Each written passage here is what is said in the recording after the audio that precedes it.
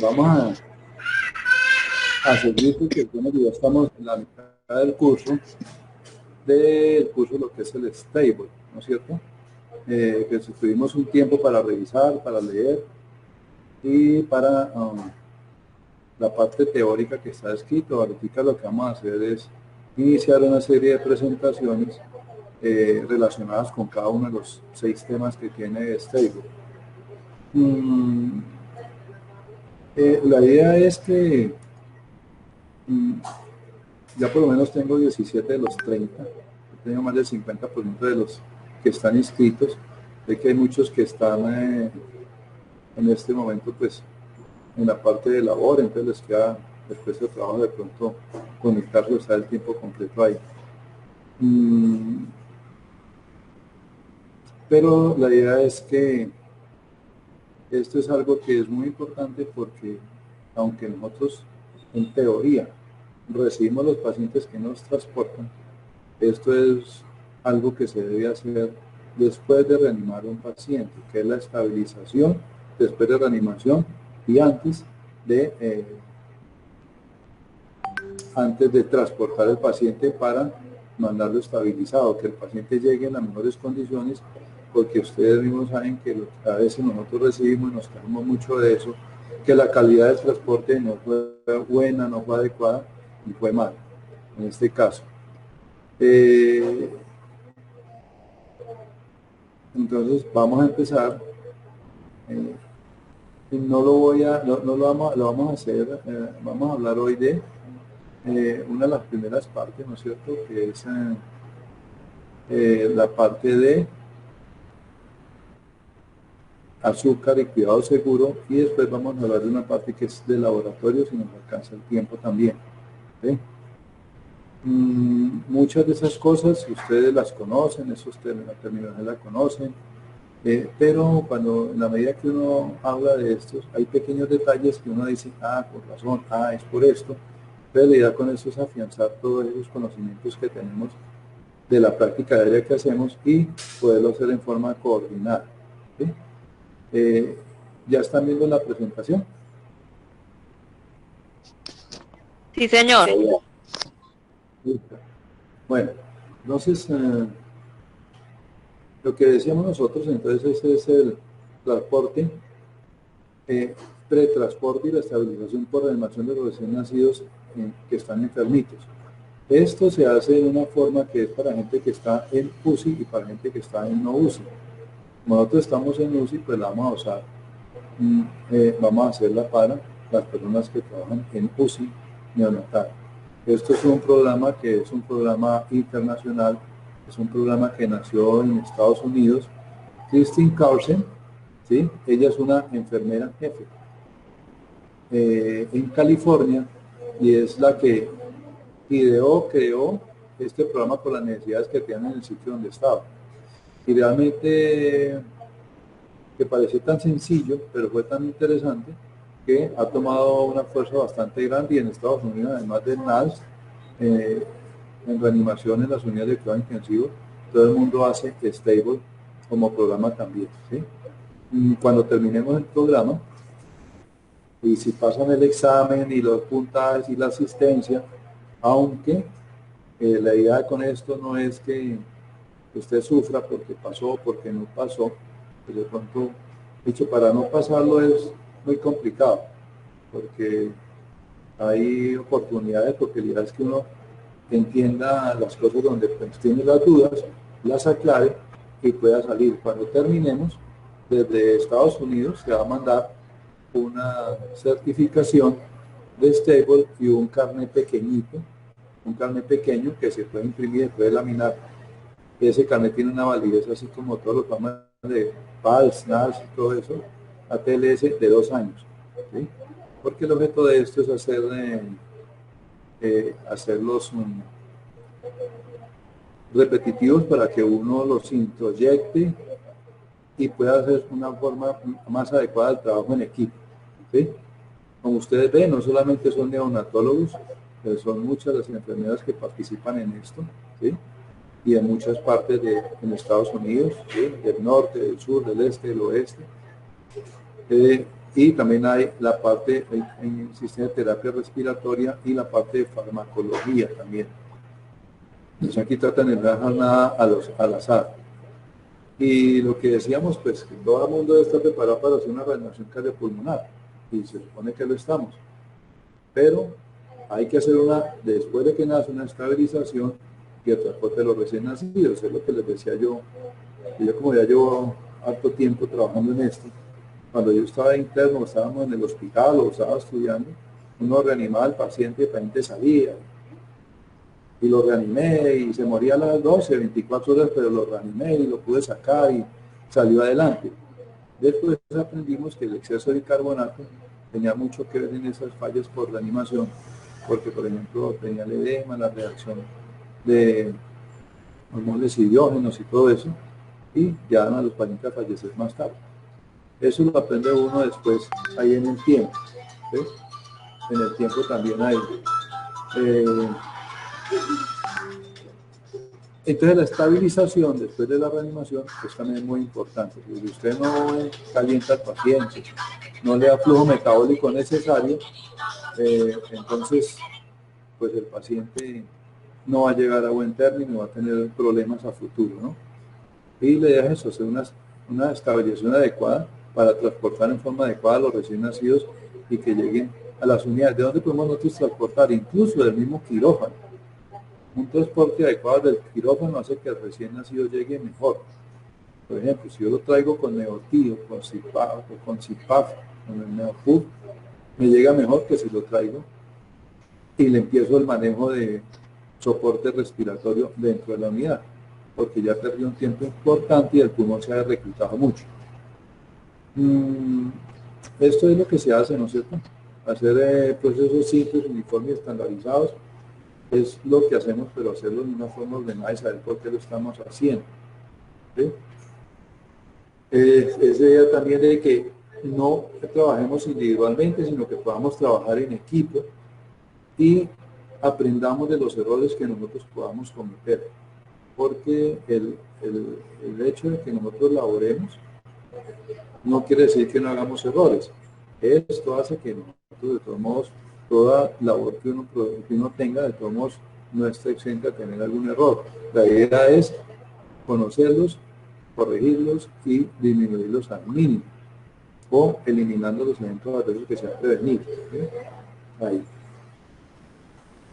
Ustedes saben que el mejor transporte de una mamá, de un recién nacido, pues es la mejor incubadora que hay, que es la mamá. Lo ideal es transportarlo en el útero, porque es el método, el transporte más seguro para el bebé. Y hay 4 cosas importantes y que en neonatología son muy claves. Y la primera es la anticipación. ¿Sí? En neonatología nosotros no somos reactivos, nosotros somos proactivos. Si el niño nace chiquito, si el niño nace muy gordo, si el niño nace asfixiado, nosotros sabemos lo que le puede pasar y para que no le pase empezamos a hacerle una serie de manejos para venir con el solo, por ejemplo, hecho de dejarlo sin vía oral, para evitar que después tenga problemas digestivos, intestinales, isquémicos y de todo. Eso se llama anticipación y no todo el mundo lo hace. Lo que pasa es que en el diario vivir de nosotros aprendemos a anticipar. A uno le preguntan a ustedes cómo hace para manejar un recién nacido, incluso los mismos médicos y todo de otras especialidades. Uno lo hace porque uno conoce qué puede pasar y puede anticipar qué le puede pasar al paciente si yo tengo el conocimiento adecuado y hago algunas actuaciones para manejar esos problemas que tiene y evitar el desenlace que pueda tener inadecuado. Y lo más importante, que es lo que a veces se nos olvida, no solamente anticipar, conocer y actuar, sino revalorar lo que estamos haciendo. Si lo hicimos bien, revalorarlo para ver si lo hacemos mejor de la próxima vez. Si tenemos alguna cosa, algún error, corregir lo que estamos haciendo y poder llevar a buen término al paciente. Y esta es la meta de este transporte, transportar al paciente con una estabilización adecuada y reducir los eventos adversos que puedan generar el pronóstico de ese paciente pobre. Esa coordinación, pues esto no es de una sola persona, debe ser en equipo, y cada persona en el equipo es muy importante. Si todos somos un equipo, no hay ninguno que sobresalga de los demás. Estas cosas mejoran la coordinación, la oportunidad, la organización y la consistencia. Si yo como médico no estoy en ese momento, pero está mi enfermera, mi auxiliar, mi terapeuta, y el niño se pone malo, pues no van a esperar a que yo venga y no, porque ellos ya saben el papel que debe brindar quien está a la cabeza y puede tomar esa coordinación, ese manejo y todo del paciente. Esa es la idea de que cada uno conozca la labor, pero conozca la labor de los demás y sepa cómo se ensambla cada uno con el otro y qué hace cada persona para poderlo implementar en caso de que toque tomar ese puesto, por ejemplo. La mnemotecnia, pues es una mnemotecnia que está en inglés, stable, pero son las 6 cosas fundamentales para manejar un recién nacido. Pues la primera es SULVA, que es, todo esto es en inglés, que es el azúcar y el cuidado seguro. Ustedes saben que la glucosa es el carbohidrato más importante y la parte energética más importante para nosotros. La temperatura es súper clave también en el manejo, y son las 2 cosas que generalmente cuando uno llega con los pacientes transportados, la gente se ha olvidado. Mire que son los más sencillos, pero es donde uno más se queda. Llegó sin líquido endovenoso, llegó con una destrozal 5, llegó con una destroza y le pusieron 500 bolos, exacto. Y la temperatura, porque el paciente me llegó muy frío, sobre todo la hipotermia es grave, pero peor que la hipotermia es la hipertermia. Un paciente asfixiado con hipertermia, el pronóstico decae bastante. Y aquí en adelante, pues bueno, nosotros estamos preparados y cuando uno se prepara eso, se prepara es en estas 2. La A, de la vía aérea, airway, la vía aérea, y la B, de blood pressure, que es presión sanguínea, que es la parte respiratoria y la parte circulatoria. Uno piensa que estabilizar, que reanimar a un paciente y estabilizarlo, son estos 2, la A y la B. Mire que no, antes que la A y la B está la S y la T. No es como el abecedario, está la A y la B y está la S y la T primero. Y hay unos complementarios como los exámenes de laboratorio para yo poder dirigir el manejo posterior del paciente. Incluso si es un traslado más larguito, yo puedo empezar estos exámenes me pueden decir qué tengo que hacer con ese paciente. Y esto que también es una que se olvida mucho, el soporte emocional. A la gente se le olvida y se deja de lado, es más la ansiedad, la angustia de uno por mandarle al paciente y todo, y se olvida de un soporte emocional adecuado a los padres. ¿Por qué? Porque yo tengo el paciente, yo le hago procedimientos, yo le hago manejos, trato de que salga bien y estoy tomando mi responsabilidad. Los padres o la familia del paciente nos entregan el niño y rezan para que nosotros lo hagamos bien, para que nos iluminen y tengamos las cosas, nos entregan el paciente y la confianza en nosotros. Y eso genera una angustia bastante grande, porque nosotros hacemos, pero ellos no pueden hacer más. Mucho es esperar a que uno lo haga bien. Ese soporte emocional es muy importante. ¿Sí? Entonces, pues la mnemotecnia, lo que estábamos hablando, ahí. Decíamos ahora que, aunque lo básico es el ABC, ¿sí? No olvidar que en un teletransporte la S y la T van primero que la A y la B. ¿Sí? Pero lo primero, cuando uno en los niños, recuerden que es diferente al paciente pediátrico al paciente adulto. ¿Sí? Incluso en el pediátrico chiquito es más o menos igual. En el pediátrico ya grande, 12, 13, 14 se parece más al adulto. La parte de la circulación va primero, pero en nosotros todavía va la parte aérea, porque la mayoría de los desenlaces fatales ocurren por hipoxia, que eso es lo que deprime todo el sistema multiorgánico de nosotros. Entonces la vía aérea va primero, después de la vía aérea, que es despeje de la vía aérea, reacomodar la vía aérea y todo eso, asegurar la respiración, ¿sí? Asegurar la respiración del paciente, después con cánula, con bolsa autoinflable, intubándolo, bueno, y la circulación, es la forma en que nosotros hacemos la reanimación en estos pacientes. Pero arranca con despeje de la vía aérea, respirar y circular en los niños, ¿sí? el ABC de la circulación. Entonces, ahora sí, hablemos de lo que es el azúcar. Aquí se supone que en este módulo vamos a mirar lo que es la seguridad del paciente y tratar de reducir los errores que podamos tener ahí con ellos. El riesgo de hipoglicemia en el recién nacido, ¿sí? Riesgo de hipoglicemia en el recién nacido, morbilidad y mortalidad del prematuro tardío, tamizaje para la diabetes estacional, metabolismo aerobio y anaerobio, el manejo con líquidos iniciales para recién nacidos, que parece fácil, pero uno tiene que saberlo para por lo menos a quien le va a remitir el paciente, uno saber qué indicaciones darle y por qué dárselas. Cómo monitorear la hipoglicemia, cuál es el manejo, el tratamiento y el seguimiento post-tratamiento de estos pacientes. Y esto que es importante, cómo asegurar y colocar los catéteres umbilicales en caso de que lo necesitemos.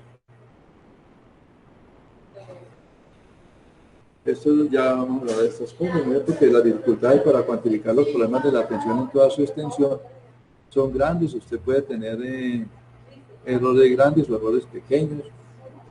Se me olvidó conectar el oxígeno, que no es un error pequeño. Se me olvidó calentar el paciente.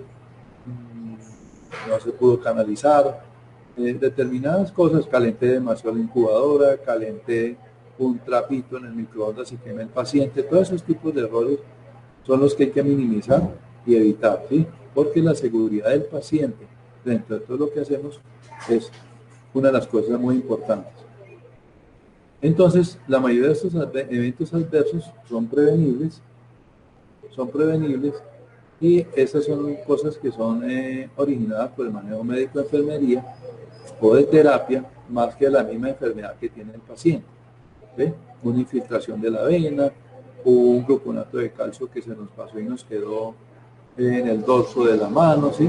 En ese momento, un catéter que quedó mal ubicado, por ejemplo, son todos eventos adversos prevenibles. Y la idea es poder llegar a este concepto de seguridad del paciente, que es la atención libre de lesiones accidentales. Es muy importante y estas cosas que hacemos, por ejemplo, lo de Stable, es precisamente dirigida a esto, a aproximarnos lo más posible a atención libre de lesiones accidentales. ¿Sí? Eso es una de las cosas más importantes. Entonces, aquí hay varias cosas, ¿no es cierto? Y tienen que ver con la parte de la energía del paciente. Hay pacientes que están muy enfermos, ¿no es cierto? Y nosotros cuando los vemos, a veces en una reanimación, estado por reanimación, ¿sí? Uno a veces los deja sin violar si el compromiso fue bastante importante del paciente. ¿Por qué? Porque el paciente está muy comprometido, el intestino puede comprometerse en su flujo sanguíneo y nos puede dar problemas al momento de alimentarlo, ¿sí? Entonces, pues ahí una de las razones es evitar esa alimentación enteral si el paciente tiene mucho compromiso, ¿sí? Por violar la porción nasogástrica. Hay que tener mucho cuidado porque estos pacientes que están enfermos, ¿sí? Tienen, por ejemplo, riesgos de broncoaspiración. ¿Por qué de broncoaspiración? Si el paciente tiene dificultad respiratoria, esa dificultad altera el manejo del diafragma, hace que coman aire, ¿sí? Que haya aerofagia, se distiende el estómago, favorece también que se devuelva lo que ha comido el paciente y además, si usted está usando en exceso los músculos accesorios, las narinas, está respirando muy rápido, la coordinación con la succión y la eglusión no es adecuada. Y entonces, mientras está respirando, se puede broncoaspirar, por ejemplo, un paciente que tiene mucho trabajo respiratorio. Por eso se prefiere evitar esa alimentación enteral. Si el paciente además de eso puede tener una succión débil y se cansa, ¿por qué? Porque el trabajo respiratorio consume mucha energía, si el paciente tiene dificultad para respirar. Si consume mucha energía, pues el paciente no va a tener suficiente sustrato energético para tener una succión adecuada, que es de los trabajos, después de la respiración, el trabajo más importante que hace un recién nacido, que es succionar.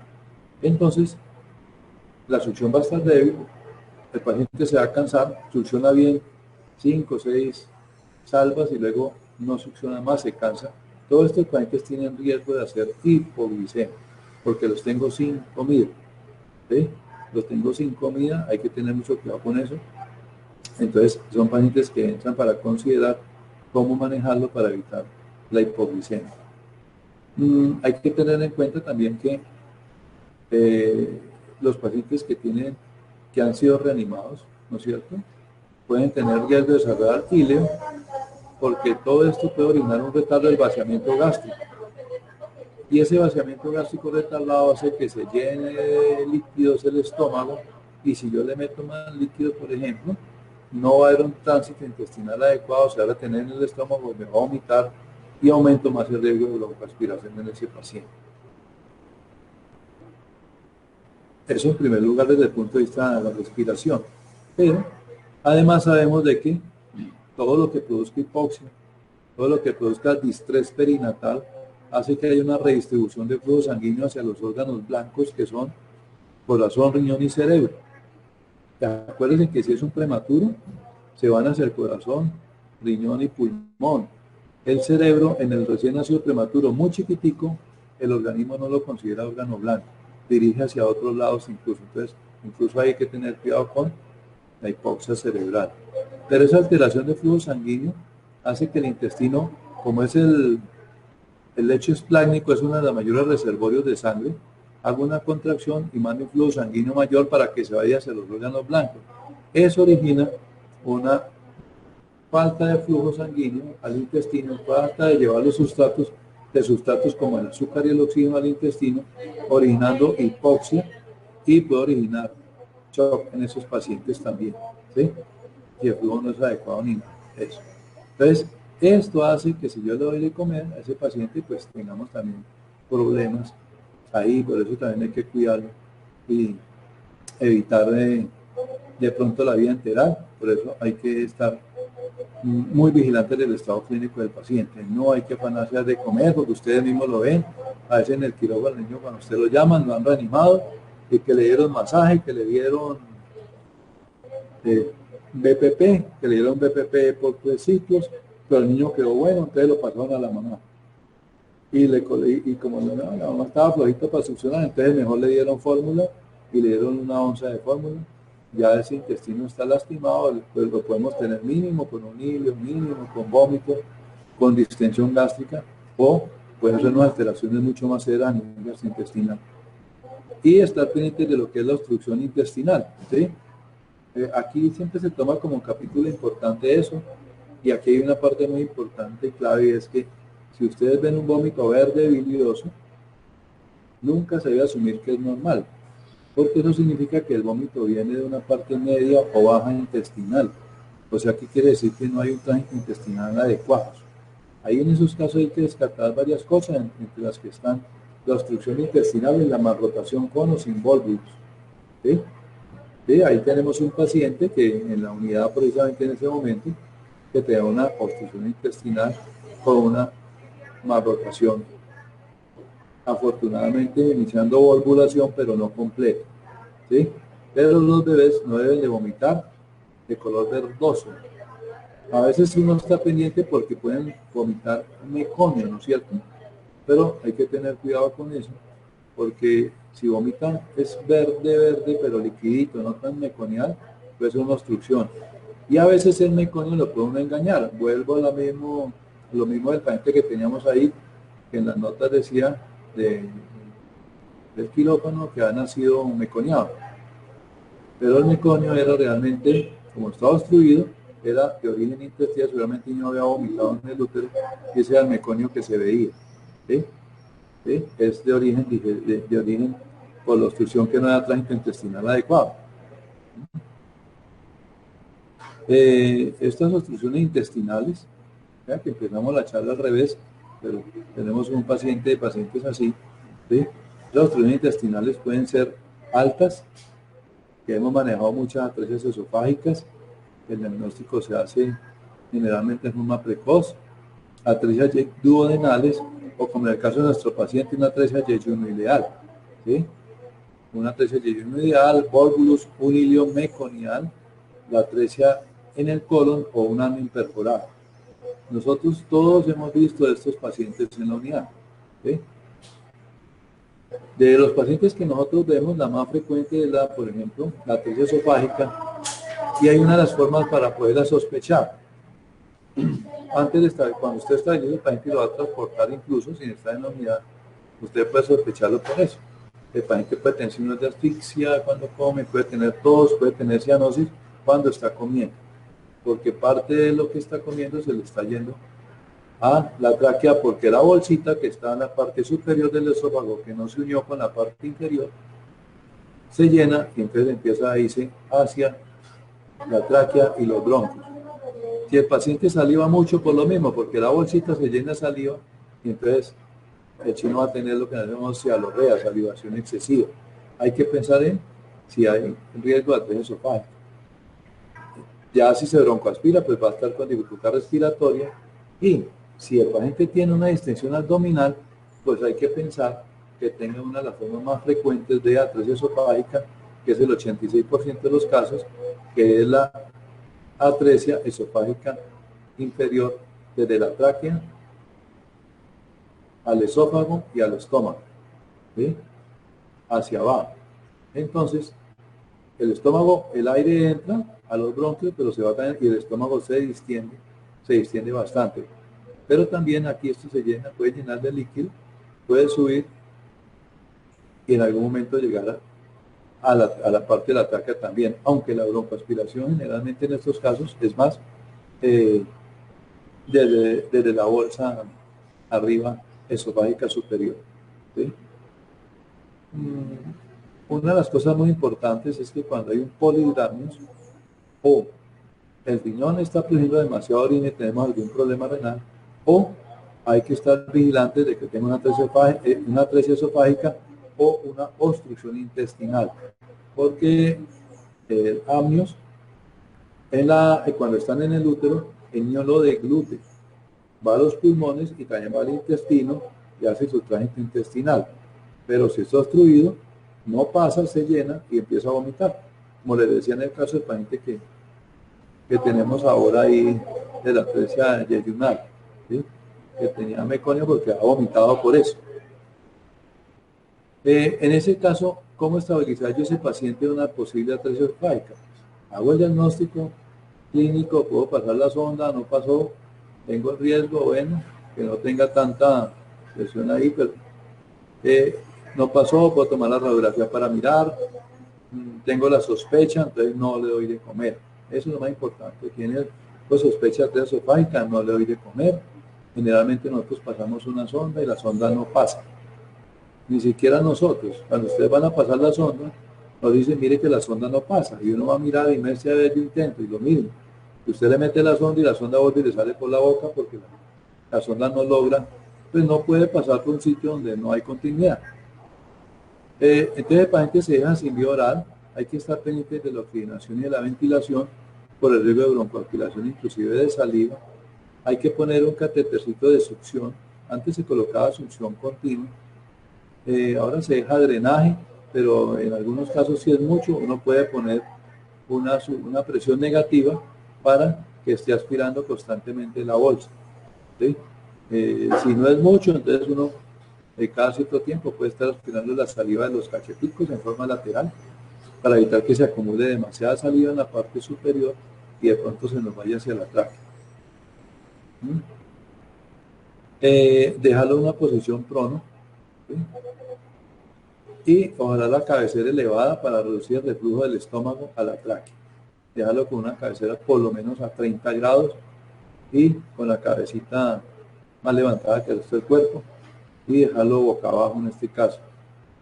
Y ojo con esto, si necesita medio contraste, pues si yo estoy por allá en Uri, tengo medio contraste, no debo no debo hacerlo ahí, tengo que estar en un sitio donde me puedan atender el paciente. ¿Por qué? Porque en el momento del estudio se me puede broncoaspirar y tengo que tener todo lo que disponible para poderle dar un soporte y una reanimación adecuada a ese paciente si hay una complicación. Y el medio de contraste que se usa en este caso es un medio de contraste hidrosoluble, no liposoluble, hidrosoluble.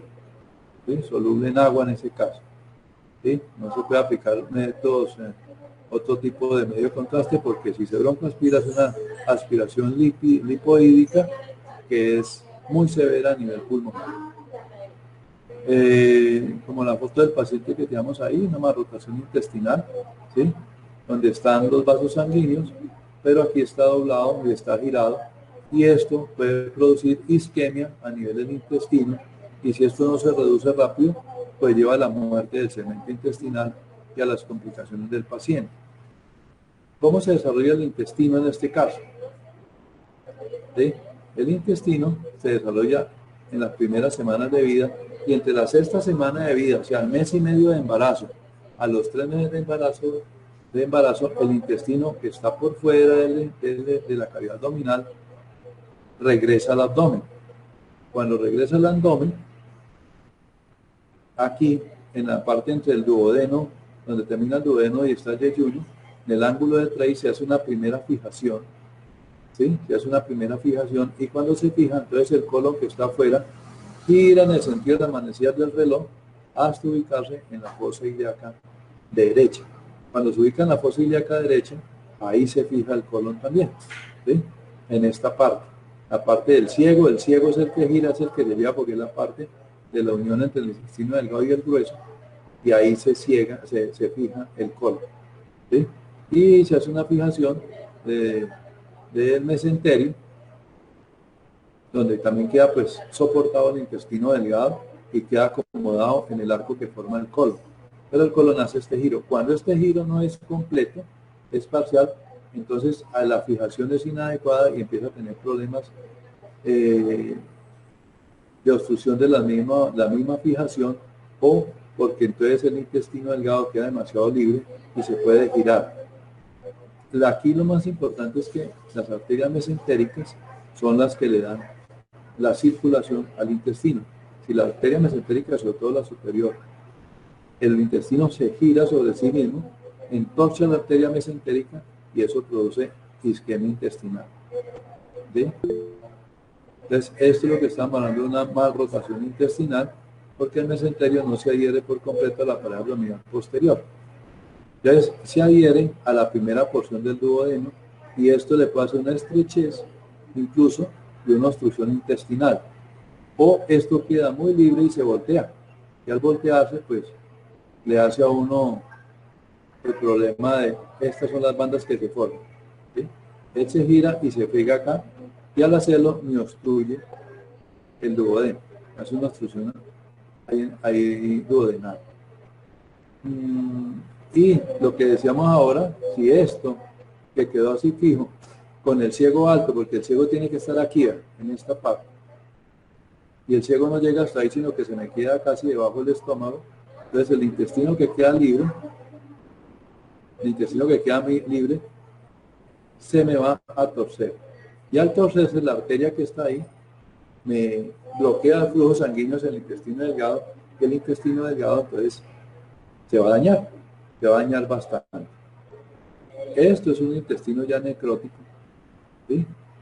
Aquí es un intestino que está isquémico.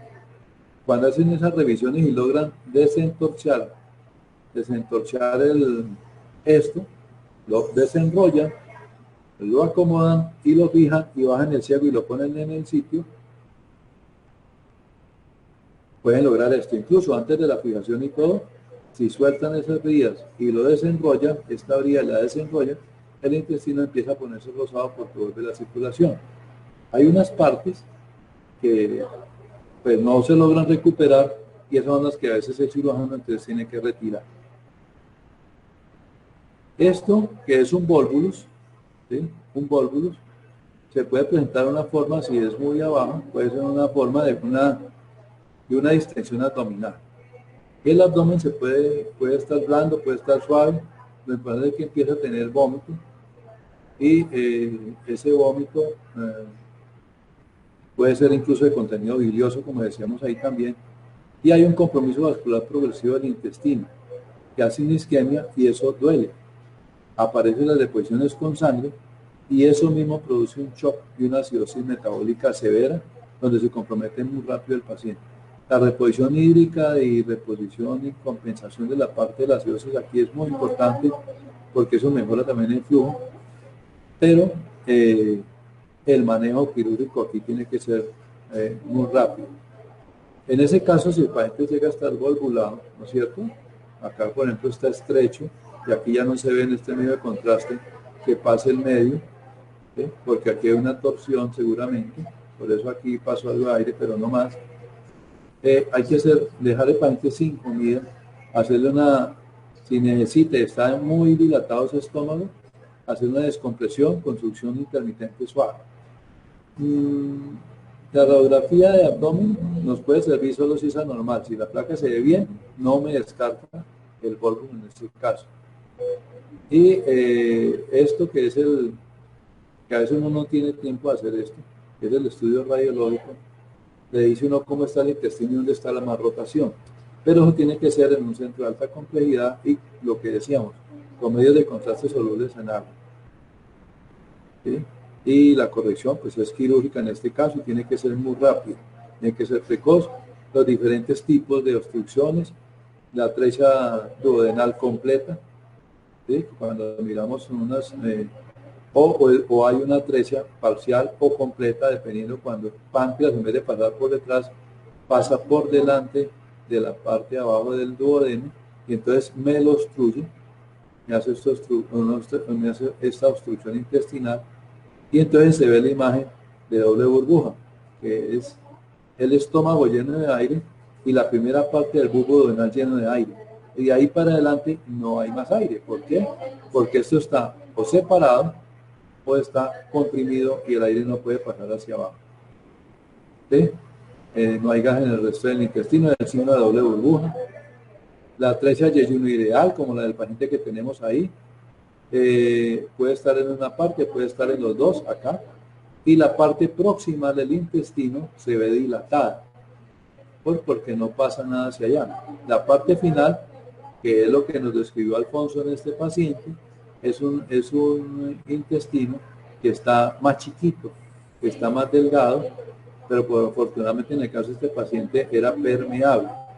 Por eso es que se hizo popó como verdoso a los 2 días, porque le hizo expresión de todo esto, excreción, y vio que había permeabilidad, y lo que nosotros vimos fue un resto de esa excreción que él hizo con una deposición escasa, verdosa, clara. Eso no descarta, ¿ve? Eso no descarta. Y lo que decíamos es que el intestino está dilatado antes de la atresia. El hilio meconial, entonces hay varias cosas. Una cosa es el tapón de meconio. El tapón de meconio se nos origina aquí en esta parte más bien, pero puede haber un hilio meconial.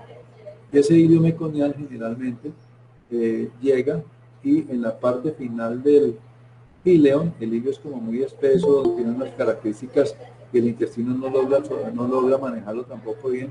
Ese hilio se forma, se puede endurecer, ponerse muy sólido y obstruye el paso hacia el colon en la parte final del ilio. Estos casos generalmente es por falta de enzimas pancreáticas, entonces para digerir completamente este contenido intestinal. Entonces al no digerirse completo, eso se pone muy espeso y me puede obstruir el intestino. Aquí tenemos que tener cuidado porque esa es una de las primeras presentaciones que uno puede sospechar de la fibrosis quística, ¿sí? En esos pacientes también. Hay cosas también como por ejemplo el hipotiroidismo, pero me da un tránsito intestinal lento, y me puede dar también un tapón meconial, ¿sí? Ahí también, en ese caso también me lo puede hacer ahí. Una atresia del colon, que ya es, también puede presentarse. Se dilata el colon, la parte ascendente generalmente, a nivel del ángulo hepático, y el resto del colon, pues es un colon que es hipoplásico, ¿sí? Generalmente relacionado con donde empieza la circulación de la mesentérica inferior y termina la superior. Entonces, y hay uno que hay que estar pendiente y que uno tiene que vigilar cuando examina un recién nacido, incluso por primera vez, asegurarse de que el ano esté en la, de que primero de todo el ano esté, segundo que el ano esté en la posición adecuada, ¿sí? Y tercero, que haya hecho meconio, que ya tenga tránsito intestinal. Pero si yo veo un recién nacido con un abdomen muy distendido y en el cual yo veo las asas pintadas, tengo que estar muy pendiente porque puede ser un ano imperforado, ¿sí? Que a veces se ha pasado, sobre todo cuando son hombres, porque el escroto al caer hacia atrás puede tapar el anito en esos pacientes. Ahora, también otra causa de engaño para que uno le pase a veces ese ano imperforado inicial es en un examen pues, no bien juicioso, es que pueda tener una fístula, porque los anos imperforados pueden tener fístula o no tener fístula. Pero cuando son mujeres, generalmente pueden tener una fístula que puede estar localizada en el periné, ahí abajito, del introito vaginal, y entonces una fístula en la vagina, perdón, ¿sí? Acá, en esta parte, en la vaginita, pero no el periné. Y es una fístula rectovestibular, que es el tipo de ano imperforado más común en las niñas. Y usted lo ve con esto, o lo ve con meconio en esta zona, y la niña se va para la casa haciendo popó por debajo de la vagina, en la parte posterior de la vagina. Que la fístula está acá, el ano debe estar aquí y la fístula está más arriba, ¿sí? Hay una forma de presentación más, es como cuando tienen las cloacas, pero en la cloaca normalmente esta fístula llega aquí a la vagina también y la uretra también, los tres forman un solo conducto. Eso es porque no hay una separación adecuada al principio de la gestación y queda la cloaca, no se separan, no se forman las paredes que dividen los tres tubitos pues, que desembocan ahí en esta parte, que son la uretra, la vagina y la parte de la ampolla rectal. ¿Sí? Ahí. En el hombre, la presentación, aquí tengo un ano imperforado y este es el que digo que más engaña porque en la niña uno puede ver que hace popó arribita, pero puede hacer popó por la parte donde termina el escroto, ¿sí? A donde termina el escroto, una fístula recto perineal, me la hace esa zona del periné. Y como el escroto cae, pues yo no veo el anito. Y se me puede demorar el diagnóstico. Siempre en los niños hay que levantar el escroto para mirar el ano. Siempre hay que mirar el anito porque pronto se nos va un ano imperforado con una fístula recto perineal. O a veces hacen meconio por la uretra. Y eso es por la que la fístula está más alta y está a nivel de la próstata. ¿Sí? Se ubica a la próstata o a la parte alta de la uretra. ¿Sí? Arriba también, en esos casos. Entonces decíamos que si el niño está muy enfermo, ¿sí? Una de las cosas es si no puedo confiarme en la comida, porque el niño no chupa bien, no succiona bien, después de una reanimación, el paciente quedó como hipoactivo, me va a hacer hipoglicemia y la hipoglicemia tiene bastantes connotaciones en esos pacientes. Entonces hay que evitar esa alimentación integral en esos casos de pacientes muy enfermos. Y primero hay que establecer un acceso intravenoso rápido para colocar una solución con glucosa para ayudar a normalizar los niveles de azúcar. Establecer una ruta para medicamentos y asegurar el acceso venoso si se necesita de urgencia. Eso sí es normatividad. En esa parte ustedes son muy duras en la parte de canalización, pero recuerden que hay 3 sitios principales que son en las manos, en el dorso del pie o también los pericraneales. Los pericraneales, incluso pericraneal a nivel del cuero cabelludo, me refiero, la parte lateral, la zona parietal, se pueden colocar también ahí los accesos venosos. Generalmente nosotros estamos usando Yelco, con agujita protectora y todo. A veces algunos todavía usan pericraneales que tienen el problema de que a veces son más rígidos y son más fáciles de desalojar o de atravesar la vena que tienen canalizada, pues no están, digamos, son más difíciles de inmovilizar también en esos pacientes. En la parte del manejo usted de estos pacientes en procedimientos, pues tienen las guías del manejo, cumplir con los protocolos de desinfección, de limpieza, canalización de la vena, hacerlo, sobre todo en el paciente que está bien complicadito, hacerlo despacio, ¿sí? Sin afán, porque no aquí a ustedes no las he visto, pero yo he visto por fuera parte donde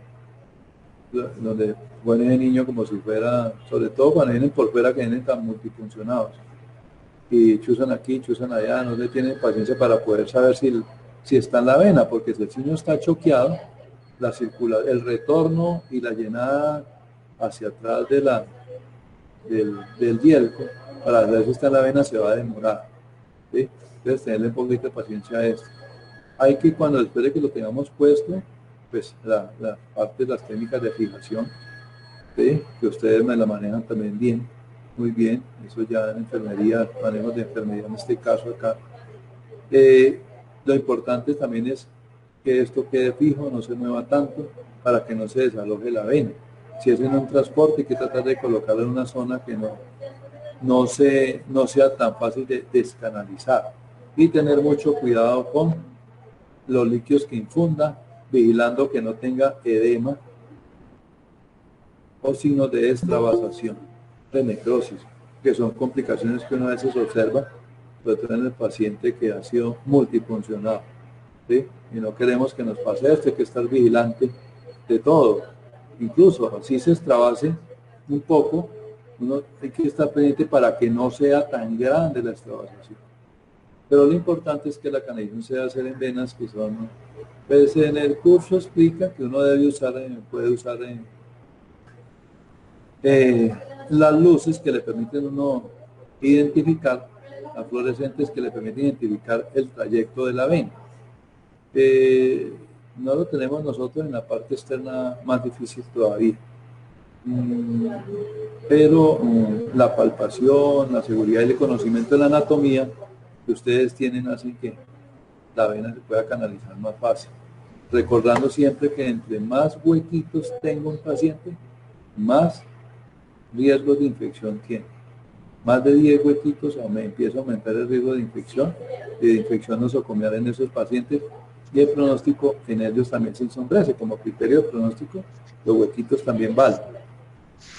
Eso le dice un medicamento está muy comprometido también, y acordarnos que la piel es la primera barrera de defensa que nosotros tenemos. Cada perforación que le hacemos es un daño a esa estructura de defensa que nosotros tenemos y un riesgo para que nos entre una infección. ¿Sí? ¿Alguna pregunta? ¿No? No. ¿Seguimos? Sí.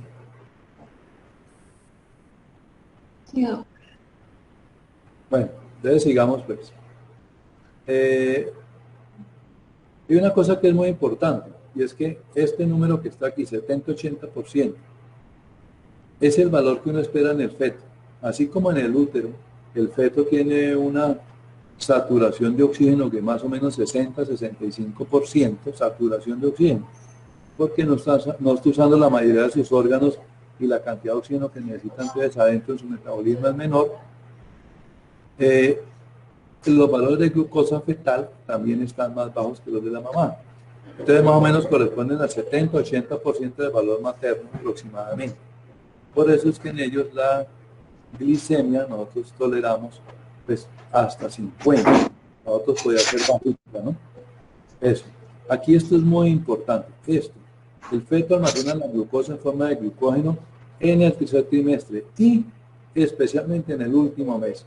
Esto es un riesgo de confianza para los niños que nacen de 36 semanas, de 35 semanas, a pesar de que tienen buen peso, porque su almacenamiento de glucógeno puede ser deficitario, y entonces ellos hacen más fácil hipoglicemia. Y nosotros los vemos que si no succionan bien, a pesar de que son gorditos y todo, vienen a dar a la unidad porque hacen hipoglicemia sintomática, hacen hipoglicemia, no logran compensar su glucógeno. Entonces, eso es una de las cosas que ellos hacen y es una de las cosas que el bebé no puede hacer si nace antes de tiempo. Incluso el de 40 tiene más cantidad de glucógeno que el de 37 semanas, por ejemplo, que se supone que ya se terminó, ¿no? Eso. Entonces, hay una cosa importante y es que eso se almacena ¿dónde? ¿Por qué uno dice eso y por qué pasa eso?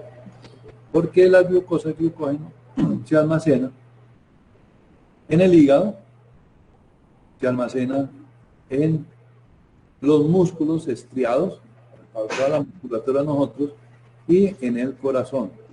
Y entre más chiquito sea el bebé, pues más chiquito el corazón, más pequeño el hígado, menos funcional, y la musculatura es mucho menor, el volumen muscular es mucho menor. O sea que sus reservas de glucógeno son muy malas. Ahora vamos a ver para qué nos sirve ese glucógeno. Este es un ejemplo que está muy bonito. Esto es el azúcar que entra a nosotros aquí. Y este es un recién nacido a término. El hígado recién nacido a término guarda toda esta cantidad de azúcar en forma de glucógeno. Él lo guarda en forma de glucógeno. ¿Sí? En cambio, el pretérmino, su almacenamiento de azúcar es poquito.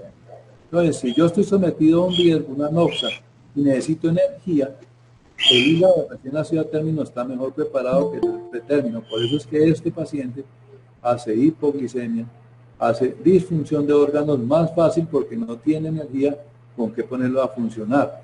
Y acordándonos que el cerebro depende es de los carbohidratos, él no puede almacenar energía, él depende del azúcar, depende de la energía que esté circulante en ese momento. Entonces, esa es una de las razones por las cuales el recién nacido pretérmino tiene mucho más riesgo de hipoglicemia porque sus reservas están mucho más pequeñas. ¿Sí? ¿Cómo se activa? Entonces, el azúcar se guarda como glucógeno en lo que les decía a ustedes, el hígado, los músculos, en la parte del corazón, incluso en la parte musculoesquelética, ¿no es cierto?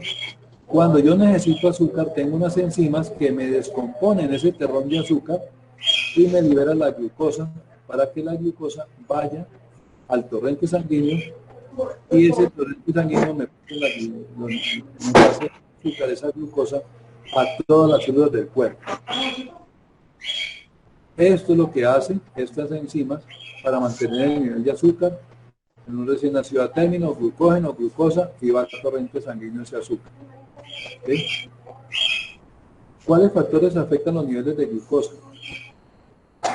Un almacenamiento inadecuado de glucógeno. Un niño tan flaquito, sin grasa, no tiene ni grasita, no tiene nada de gordito, su musculatura es muy pobre, su almacenamiento de glucógeno es inadecuado. Pero le puede pasar lo contrario.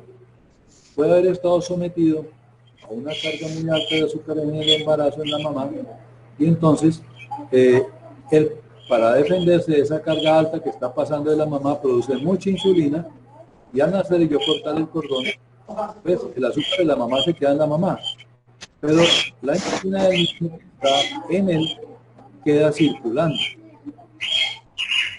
y las reservas que él tiene de azúcar pues son menores, su cantidad de azúcar es menor, entonces me va a hacer hipoglucemia mucho más fácil, porque ya el flujo metabólico propio que va a tener va a ser menor.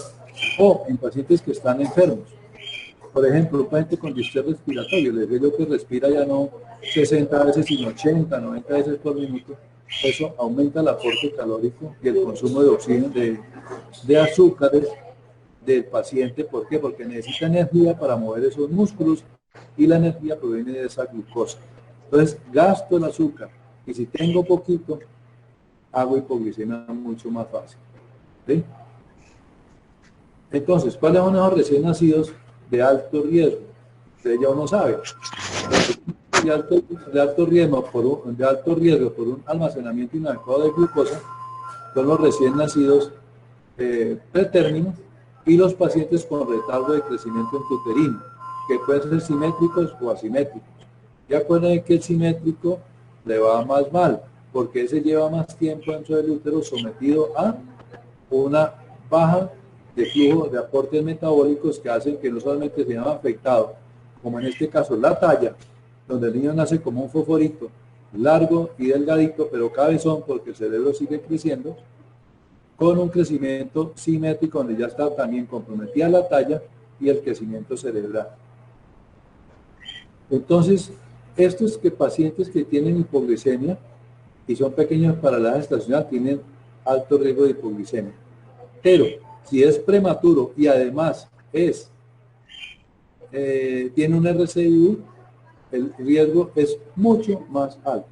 Entonces tiene 33 semanas, pero me pesó 1000 gramos. Ese paciente más hipoglicemia más fácil. Muchísimo más fácil porque sus reservas en comparación con el de alto riesgo, el recién nacido a término, pues van a ser menores. Y si además su masa muscular y todo está mucho más pequeña, sus reservas de energía se van a gastar mucho más rápido. Esto es lo que les decía del pretérmino tardío, que es el pretérmino grande, 34-36 semanas, pero él es inmaduro todo a nivel metabólico y fisiológico. Le hacen riesgos de hipoglicemia, problemas de alimentación que me pueden llevar a la hipoglicemia, temperatura inestable, a veces no regulan bien la temperatura, se enfrían muy fácil, y la hipotermia puede llevar a hipoglicemia, dificultad respiratorias, apneas, hiperbilirrubinemia. Esto me origina tener más trabajo, más gasto, y terminamos haciendo la hipoglicemia. Y estos pacientes de 34-36 semanas tienen más fácilmente readmisión a los hospitales y más mortalidad que los recién nacidos a término. Y nosotros los vemos, ustedes los ven en la unidad, porque son los niños que llegan, que hacen la taquimia transitoria recién nacidos. Que si nos lo hacen a nosotros estando en UNICAD y lo pasamos a la unidad, son 50 metros de diferencia. Pero si me la hacen en Chaparral, no, en Chaparral, en Cunday, en Río Blanco, me la hacen por allá en una vereda de esas, pues de Río Blanco, esas zonas bien alejadas, de Planadas, por ejemplo, cuando llega ya el paciente me llega mucho más comprometido, porque no alcanzo a compensarlo y la taquimia se nos vuelve ya un cuadro de dificultad respiratoria que requiere CPAP, ventilación no invasiva y todo lo demás, porque el desgaste del paciente es mayor. ¿Y qué es un paciente que es pequeño para la edad gestacional? Es el que tiene un percentil 10, un peso al nacer menor del percentil 10 para la edad gestacional. Entonces, uno mira en las tablas y todo el que esté en el percentil 5, en el percentil 3, para la edad gestacional que tiene en el peso, ese paciente es un RCIU. ¿Sí? Y ese RCIU puede ser dado por retardo de crecimiento por problemas cromosómicos, ¿sí? Alteraciones cromosómicas, trisomía 18, trisomía 13, incluso hay Down que son pequeñitos, síndrome de tipo genético, alteraciones de enfermedades metabólicas, compromisos aminoacidurias, todo eso también los pacientes ya tienen unos pequeñitos. Entonces, si yo tengo un paciente con hipoglicemia que no tiene signos de infección y no le encuentro otra causa, ojo, cromosomas, genética y alteraciones metabólicas es lo que tenemos que buscar, ¿sí? Entonces, por ejemplo, pedimos el TOR, si está negativo y el paciente no se ve tan infeccioso, pero sigue hipoglicémico, hay que buscar otras cosas. Por eso es que llamamos a genética y llamamos a neuro y pedimos amonio, pedimos los gases, por ejemplo. Los gases son muy importantes porque una acidosis persistente, si una causa justificada, puede tener razón con esto. Entonces, hipoglicemia con RCIU no solamente es falta de alimentación en ese paciente, ¿sí? Y hay factores maternos también, una mamá que está desnutrida, una mamá que tiene una enfermedad crónica, desgastante, ¿sí? O una paciente que tenga asma, por ejemplo, ¿sí? Asma muy sintomática o una enfermedad pulmonar obstructiva crónica, una hipertensión arterial, ¿sí? Que compromete mucho la circulación de la placenta, puede hacerme eso. Las alteraciones de la circulación uteroplacentaria también, y el abuso de drogas. Dentro del abuso de drogas está desde la nicotina, o sea, desde el cigarrillo, está todas las drogas que nosotros conocemos, las metanfetaminas también, incluso los pacientes, la gente que uno ve usando el boxer, porque eso tiene tolueno, y ese tolueno es un causante de una RCIU en esos pacientes. Esos pacientes nacen pequeñitos. El tolueno, eso es lo que está en el buffer, lo que está en las pinturas, en el tiner, en todo eso. Hay medicamentos también que está haciendo la mamá que pueden favorecer una hipoglicemia porque pueden dificultar el manejo en el hígado. Y como cuáles, pues los medicamentos que usan para la tensión, por ejemplo, como los betabloqueadores, porque bloquean unas células que van a producir unas enzimas que van a hacer que el glucógeno suelte la glucosa que tiene. ¿Sí? Eso, por ejemplo. A veces hay diuréticos que le pueden hacer uno exactamente lo mismo, como las hidroclorotiacidas y ese tipo de cosas, pero aquí los medicamentos, algunos antihipertensivos y algunos medicamentos para la parte psiquiátrica también pueden favorecer una restricción del crecimiento intrauterino por alteraciones y bloqueo en la conservación del glucógeno dentro de la reserva de glucógeno del niño. Alteraciones genéticas familiares, pues sí, o el estrés crónico. El estrés crónico, ¿qué es? Por ejemplo, una niña o una mamá con un embarazo, ustedes se dan cuenta, un embarazo no deseado y escondido. Nacen de 8 meses, 7 meses, 9, pero han tenido y han estado fajadas, han estado evitando comer para no subir de peso, todo ese tipo de cosas. Eso repercute en el niño, porque repercute en su espacio vital también y hace que sus reservas de glucosa sean chiquiticas. Y cuando nacen, si tienen un estrés, casi toda su glucosa la usaron dentro del útero para poder sobrevivir. Y cualquier cosita que hagan en el momento del nacimiento, ¡pum!, hipoglicemia, y se compromete el paciente. ¿Sí? Ahora miremos el caso contrario, si el paciente tiene es hijo de una mamá con diabetes, ¿sí? Una diabetes, por ejemplo, gestacional. Los niveles de glucosa de la madre elevados, la glucosa pasa a la placenta y hace que se aumente lo que les decía ahora, la insulina. Cuando yo corto el cordón, la insulina sigue elevada, pero la glucosa que estaba en la sangre disminuye a un nivel que era como normal, porque ya no está el exceso de azúcar que tiene la mamá, 130, 140. El niño maneja 60. Y entonces ese exceso de insulina inmediatamente va a guardar toda la glucosa en los sitios de reserva, en el músculo, en otras partes, y a nivel circulatorio inmediatamente me va a orinar hipoglicemia. La insulina aquí es la hormona más importante del crecimiento, ¿sí?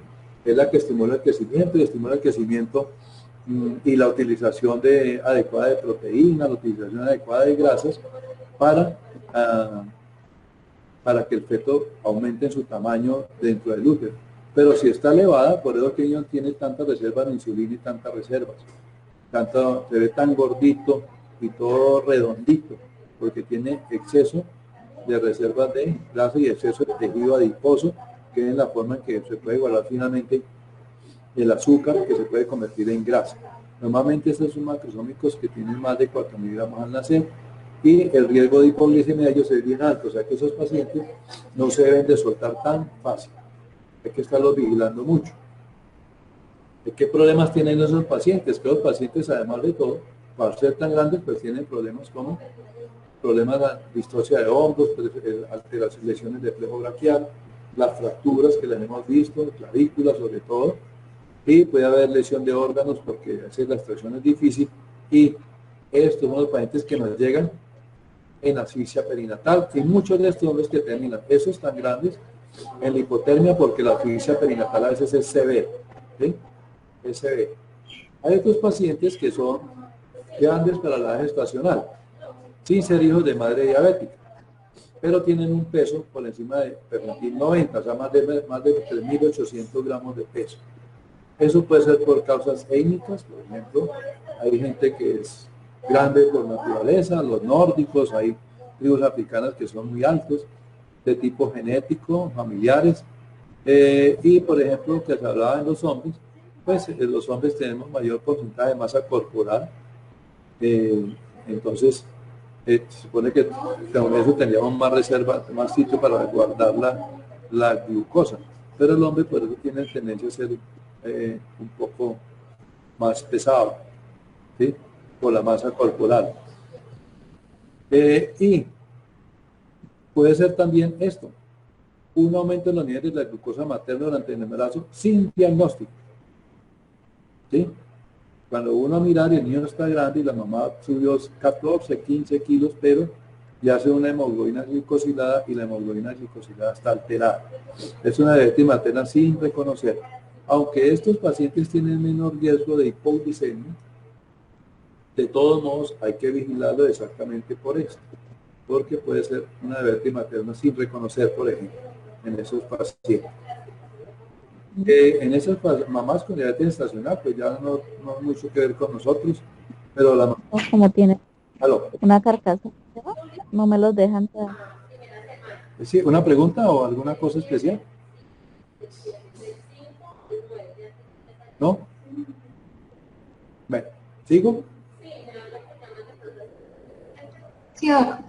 Bueno, listo. Entonces, estos a veces lo nombra uno acá porque nosotros somos pediatras, trabajamos en la parte pediátrica, enfermeras pediátricas, auxiliares pediátricas, terapeutas pediátricos, pero uno de esos está ahí, tiene que estar vigilante y puede hacer recomendación de la mamá, porque esas mamás que hacen una diabetes gestacional tienen 7 veces más riesgo de ser diabéticas en el futuro. Ellas deben hacerse un control para eso cada 3 años, eso lo saben muy bien en la parte de ginecología, pero uno también tiene que conocerlo, porque uno puede, de pronto le preguntan, y uno debe saber si no está bien, hay que hacerle seguimiento a eso. Si ya hizo una diabetes gestacional, en los próximos embarazos puede volver a repetir. Y, ojo, recién nacido hijo de madre diabética, con diabetes gestacional, puede tener una diabetes futura, puede ser obeso en la infancia y puede tener enfermedades cardiovasculares e hipertensión. Que son cosas que uno maneja en la RCIU. Señora. Esos pacientes hoy en día, como las mamás son tan malas para información, ellos están saliendo solo con control de pediatría, no con control de endocrino o algo, o no es necesario mandarlos a endocrino. Mire, en el seguimiento, por ejemplo, cuando se van para canguro, pues ahí el seguimiento, en el canguro es lo contrario, pero los de canguro exactamente tienen las mismas 4 cosas: diabetes futura, obesidad en la infancia, enfermedades cardiovasculares e hipertensión. Estos pacientes deben irse en seguimiento por pediatría, esperando que el pediatra esté alerta y los vigile, y no nos llegue como el paciente que llegó aquí del dengue, que todos recuerdan, de Girardot, obesito, de 9 años y se murió, pero llegó malo. Y cuando nos revisamos la historia de Edimás, era de Saludcop, tenía desde pequeñito diagnóstico de macrosómico y tenía diagnóstico de obesidad a los 18 meses y no le hicieron nada, 5 años de obesidad y no le hicieron nada, y pues se murió. Y la obesidad es uno de los factores de riesgo más importantes para la mortalidad por dengue. Vea, por no tener un seguimiento adecuado, tiene razón, todos de nosotros salen con seguimiento por pediatría, para que pediatría le haga el seguimiento a esa obesidad. Y si ven a ese peso, pero es algo que uno se le olvida recalcarle de pronto a las mamás estando en la unidad, ¿sí? Que sería muy importante brindar esa información de esos riesgos que tienen, para que, por ejemplo, así como los prematuros y los de RCIO no los sometan a el consumo de azúcar y de sal en los primeros 2 años de vida. Exactamente lo mismo. Porque el exceso de azúcar inmediatamente va a hacer que, como ellos tienen como cierta, pueden hacer resistencia a la insulina, van a empezar a guardarme, y me hacen el cinturón de grasa y uno los ve gorditos y los sigue viendo gorditos y uno dice, no, a los 12 años cuando estén en la pubertad se van a adelgazar. No, ese paciente usted normalmente le enseña a comer mal, el paciente va muy posiblemente a desarrollar una diabetes a los 27, 28 años de vida más o menos.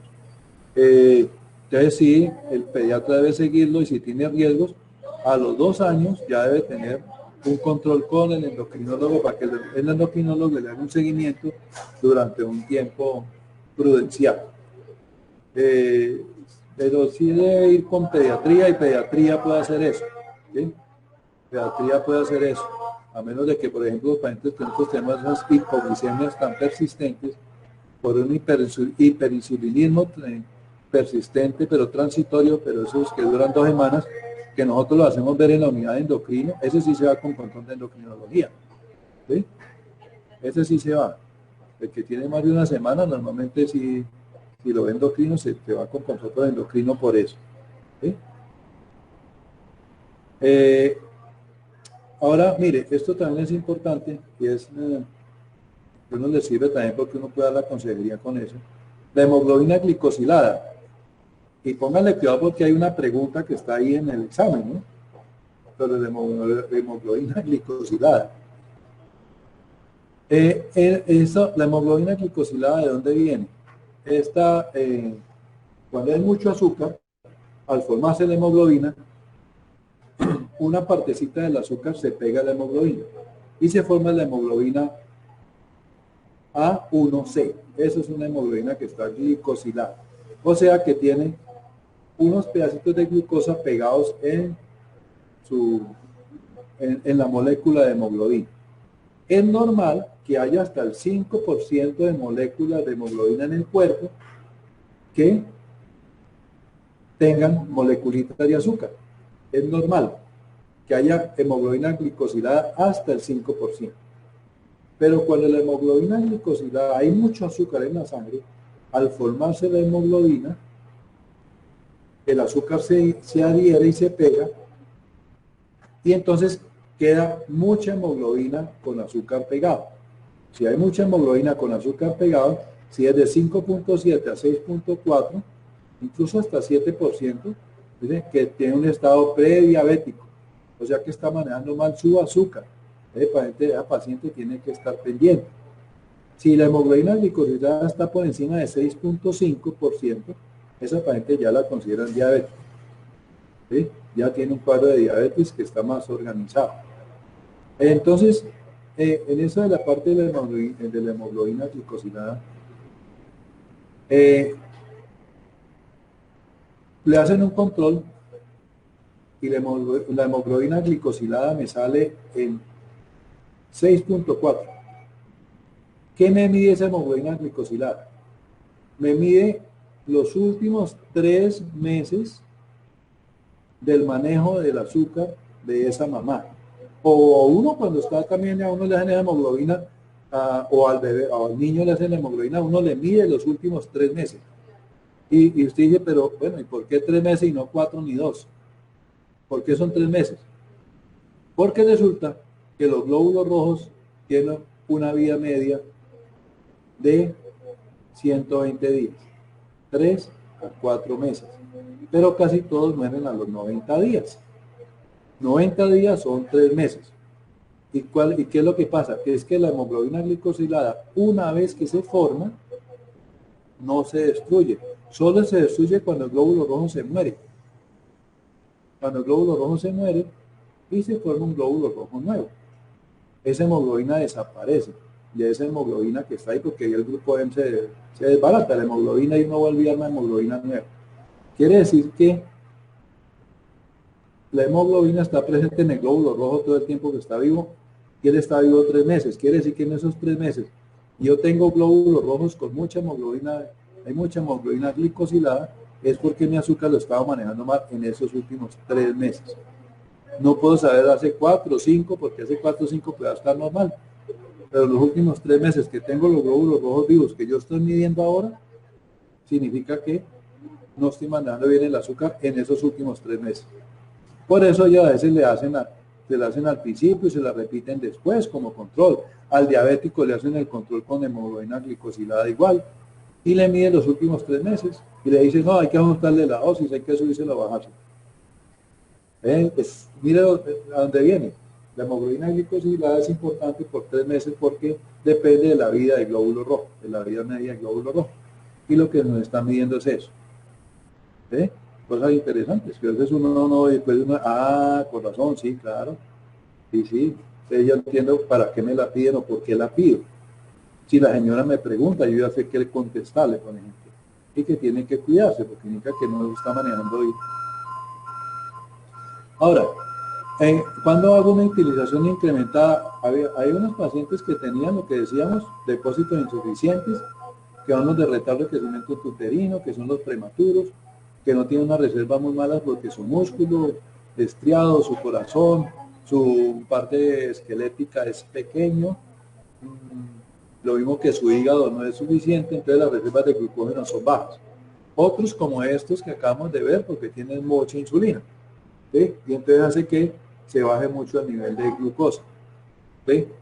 Y hay otros que consumen demasiado. ¿Cuáles son los que consumen demasiado? Entonces, pues sí, no lógico, uno se imagina el respiratorio, pero la infección consume demasiado oxígeno porque obliga al cuerpo a defenderse.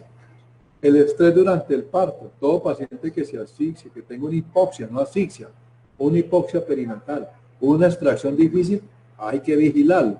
2 horas hay que hacerle la glucometría para vigilarlo. ¿Por qué? Porque ese paciente, su reserva puede no estar buena y se va a aumentar. Esto es interesante. La hipoxia y el shock, ambos hacen glicólisis anaeróbica, ¿sí? Y entonces, esa se la voy a explicar. Ahora me devuelvo aquí, pero esto es muy chévere, porque es una gráfica que uno después dice, con razón, estos manes miran los gases. Y con razón, eso significa el lactato. ¿Y para qué sirve el lactato? ¿Sí? ¿Sí? Terapia, vamos a decir, claro, mire, sí, yo le dije al doctor, mire doctor, que el lactato me está diciendo tal cosa. Esto es el metabolismo de las células de nosotros, esto es una célula, es el metabolismo de nosotros normal. Cuando yo tengo azúcar, tengo el glucógeno se fracciona y se parte, ¿sí? Y lo envío a las células, ¿sí? El glucógeno se une con el oxígeno. O sea que el glucógeno y el oxígeno se unen. Entonces, aquí yo tengo la molécula de glucosa y hace una glicólisis, la parto.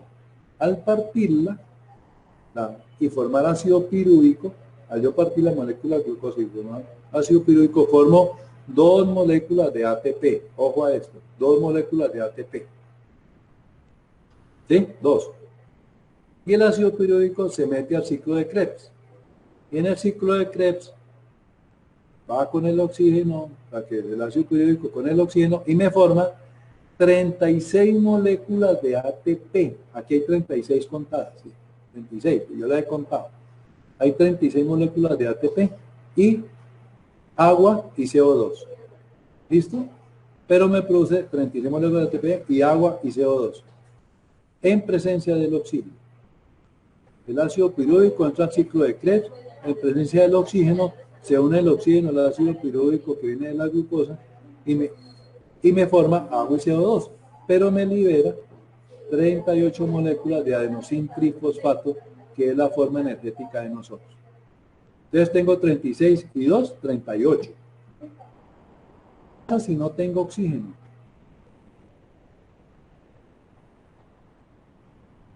mire, si no tengo oxígeno, no tengo este paso. No tengo este paso. Y si no tengo este paso, ¿qué energía produzco? 2 ATP. Ya no produzco 38. 2 ATP. Entonces, esta es una forma de producir energía, pero es muy costosa. El ácido pirúvico ya no se vuelve CO2 y agua con el oxígeno, sino que se vuelve ácido láctico. El ácido láctico, el cerebro usa como gasolina, como fuel, como sustrato energético, la glucosa, y la usa así. Entonces, como no tengo la glucosa en el cerebro, entonces tengo ácido láctico, y el ácido láctico me sirve como energía para el cerebro también, ¿sí? Pero es una energía que es costosa y es dañina, porque me produce acidosis y me produce otro tipo de cosas en el organismo, ¿sí? Entonces, miren la diferencia, con oxígeno y sin oxígeno. Solo 2 ATPs, esa es la famosa glicólisis.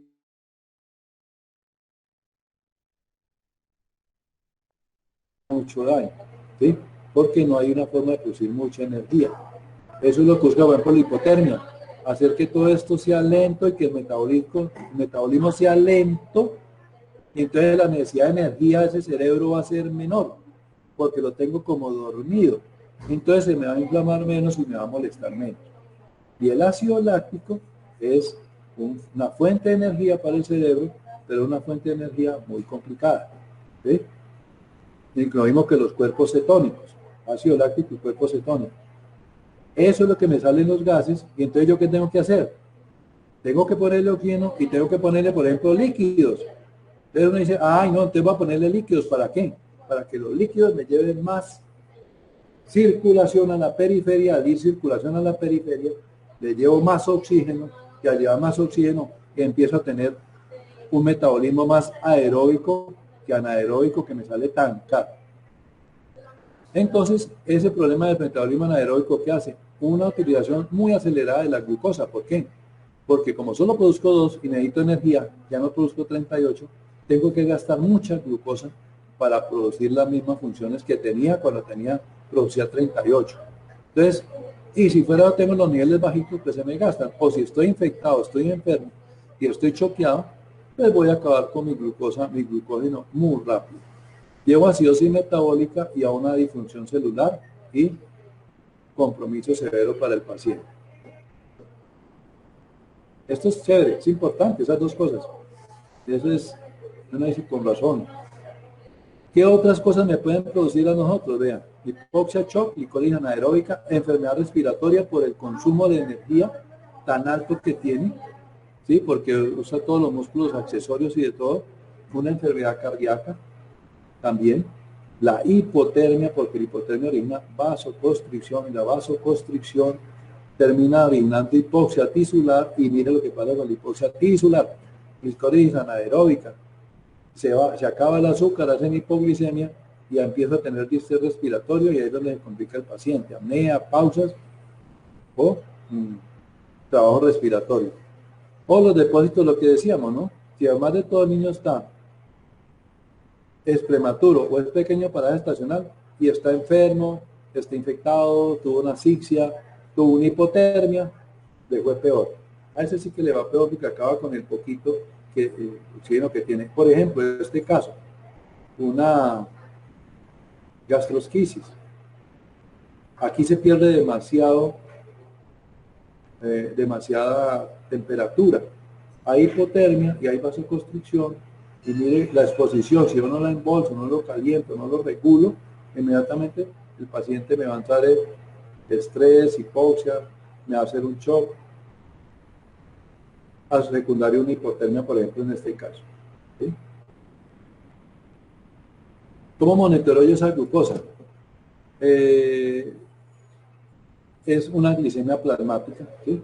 Tomar una glicemia central, mejor dicho. ¿Sí? Y todo paciente que tenga factor de riesgo hay que evaluarle la glucosa sanguínea. Sin embargo, nosotros tenemos una opción que, ojo con eso, hay que tener cuidado, porque es la glucometría, que es la toma ya no de una vena central, sino de la parte tisular donde están los capilares y todo eso. Tomar una glucometría, sabiendo que la glucometría puede ser 10 a 18% menor que la glicemia central. Por eso es cuando hay hipoglicemias persistentes y severas, se debe tomar una glicemia central para confirmar esa hipoglicemia. Si yo tengo un paciente con una glicemia que está menor de 50 miligramos por decilitro, ya se puede considerar hipoglicemia.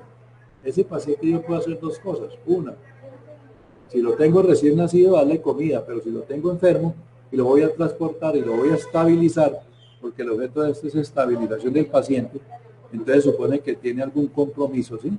Y eso es el estabilizar al paciente que está comprometido. Entonces, ese paciente debo considerar que la reserva está malas. Entonces, si le voy a dar y considero darle vía oral, le doy. Pero si no le doy, tengo que ponérselo por la vena. Y hay que hacerle un control a los 30 minutos más o menos.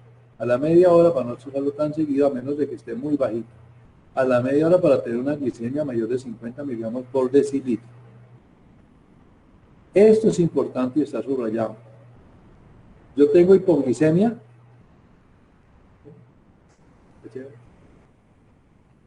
Si yo tengo hipoglicemia, ¿sí? Si yo tengo hipoglicemia, yo le tomo una glicemia central. Pero ustedes saben cuánto nos demora. Entre 1 hora y 8 horas. Yo no puedo esperar. No retarde el tratamiento. Glucometría baja. Los gases bajos. Ah, salió muy bajita. Ah, es que la de la mamá de esta. Ah, pero arreglemos esa glicemia, porque el paciente tiene riesgo. Ya vimos todo lo que le puede pasar. Y eso que estamos hablando ahora de la detección de la glucosa y todo, se origina en horas o en minutos. Y un paciente hipoglicémico convulsiona, tiene problemas neuronales, se me mueren neuronas, de todo. ¿Sí? Una hipoglicemia no manejada tiene efectos incluso a futuro. Después uno dice, pero ¿será que el niño por qué es malito para las matemáticas? ¿Por qué será tan inquieto y tiene déficit de atención? Y es que cuando nació lo dejaron hipoglicémico al lado de la mamá un día. Y claro, después lo recuperaron, pero ya quedó con compromiso a nivel neuronal. ¿Cuáles son los signos y síntomas de esa hipoglicemia? Llanto anormal, débil o agudo, sí. Pobre alimentación, pobre succión y coordinación en la deglución. Hipotermia. Vea, la hipotermia origina hipoglicemia, pero la hipoglicemia origina hipotermia. O si no, cuando estamos a las 2 de la tarde, los que están acostumbrados a almorzar a las 12 del día, como AIDA, ¿sí? Por ejemplo, tiene que ser en punto. Ahorita mismo me dan hipoglicemia. ¿Sí o no? A la 1 de la tarde está fría, fría, fría, porque hacen hipotermia y diaforesis. A nivel neurológico, temblores, tremores, irritabilidad. Puede estar irritable, pero puede estar hipotónico, letárgico o lo que les decía, convulsionar. ¿Sí? Una de las cosas de convulsión, una de las etiologías de la convulsión es la hipoglicemia. Y a nivel respiratorio, uy, está pasando el de la naranja, ¿lo alcanzan a oír? Uy, sí. A nivel respiratorio, entonces tenemos desde la taquipnea que le hacen a uno hasta la depresión respiratoria, la apnea, cianosis. Cianosis, hipotonía, hipotermia, ese paciente tiene muy posiblemente una hipoglicemia severa, sobre todo si está diaforético. Ojo con eso, ¿no? Nosotros los vemos ahí, con frecuencia. Pero no necesariamente es asfixia. Miren, todo esto puede ser asfixia, pero puede ser una hipoglicemia no manejada. ¿Qué se puede manejar? Con líquido de una vez. ¿Listo? De todos modos, hay algunos que manejan, y en este momento el consenso es que hipoglicemia es todo valor que esté por debajo de 50.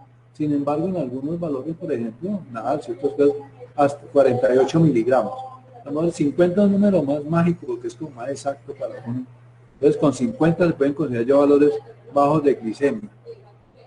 Saber es el impacto que puede tener, que es lo que acabamos de ver, el impacto de las hipoglicemias asintomáticas en el desarrollo neurológico. El niño que no era más juicioso, ese doctor no se despertó en los primeros 2 días a comer, teníamos que llamarlo para que comiera, ni llora. Claro, hipoglicémico 2 días, hasta que logró recuperarse, pero ya queda con problemas en el neurodesarrollo. La glicemia se debe mantener entre 50 y 110 en este momento. Sin embargo, los pacientes que tenemos en la unidad, todos los prematuros, cuando tenemos con nutrición parenteral y estas cosas, hasta 150 se puede manejar la glicemia en esos pacientes, ¿sí? En el paciente hasta 150, no persistentes, pero es que antes 120, le quitamos la nutrición, le ponemos lactato, resulta que así producimos un corte abrupto del flujo metabólico. Hay que tener cuidado. Tratemos de no quitarla, ¿sí? O si la quitamos, que sea por corto tiempo, porque cuando yo la quito, tengo un flujo metabólico, un ejemplo, voy a decir un número, 9 miligramos kilo minuto y que no tengo 150. Y luego le quito la nutrición y le pongo solución salina. El flujo metabólico pasó de 9 miligramos kilo minuto a 0. Y si no estoy vigilándolo rápido, los niveles de azúcar que le tengo en la sangre se me pueden bajar mucho. Si lo dejo 3 o 4 horas, pero no estoy mirándole la glucometría, a las 4 horas puedo tenerlo con una glucometría de 30. Y lo pasé al lado de la hipoglicemia y le voy a hacer un compromiso mayor. ¿Sí? Es más riesgosa la hipoglicemia que la misma hiperglicemia, no se les olvide. ¿Sí? La hiperglicemia se baja despacio, la hipoglicemia hay que subirla rápido. Entonces lo que decíamos nosotros, y eso es lo que ya ustedes, con razón usamos la nutrición estándar a eso. Hubo una nutrición estándar que nosotros usamos, es para mantener una rata de infusión en el primer día de nacido de 4 a 6 miligramos kilo minuto. Es la cantidad de azúcar que le ponemos al niño para que mantenga unos niveles de glucosa normales en la sangre.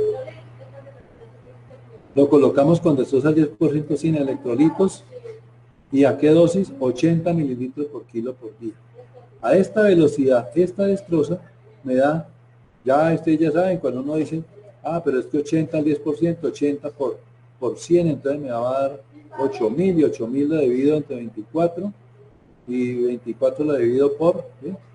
Eso, por el kilo por día, me va a dar 5.5 miligramos kilo minuto. Lo divido por 24, lo divido por 60 y me da 5.5. Ellos ustedes me creen y saben que a esta velocidad el flujo metabólico es 5.5 el primer día, que es un poquito bajo, ¿no? Porque uno maneja flujo metabólico más alto, 7, 8, 9, hasta 10. Pero uno arranca con esto y la va subiendo según lo necesite. ¿Sí? Hay que estar pendiente porque tomo la glucosa es un medicamento, ¿sabes? Esto es un medicamento. Entonces, si no hay hiperinsulinismo, si el paciente no es muy chiquito o está muy enfermo, el flujo metabólico normal es de estos al 10, 80 cc kilo día a una tasa de infusión de 5.5. Ojo con eso, porque si es que nosotros a los prematuros, a veces los dejamos 80, 70, y si se ponen 60. El flujo metabólico queda muy bajito, queda muy bajito, 4.2, y es un prematuro o es un paciente con reservas malas como una restricción de crecimiento intrauterino, con reservas bajas, con esto no alcanza a tolerar y va a gastar sus reservas y me va a empezar a hacer hipoglicemia. Si está enfermo, asfixiado o está séptico y yo le dejo un flujo metabólico justo, él me va a gastar más rápido el azúcar que tiene reservado y me va a hacer hipoglicemia.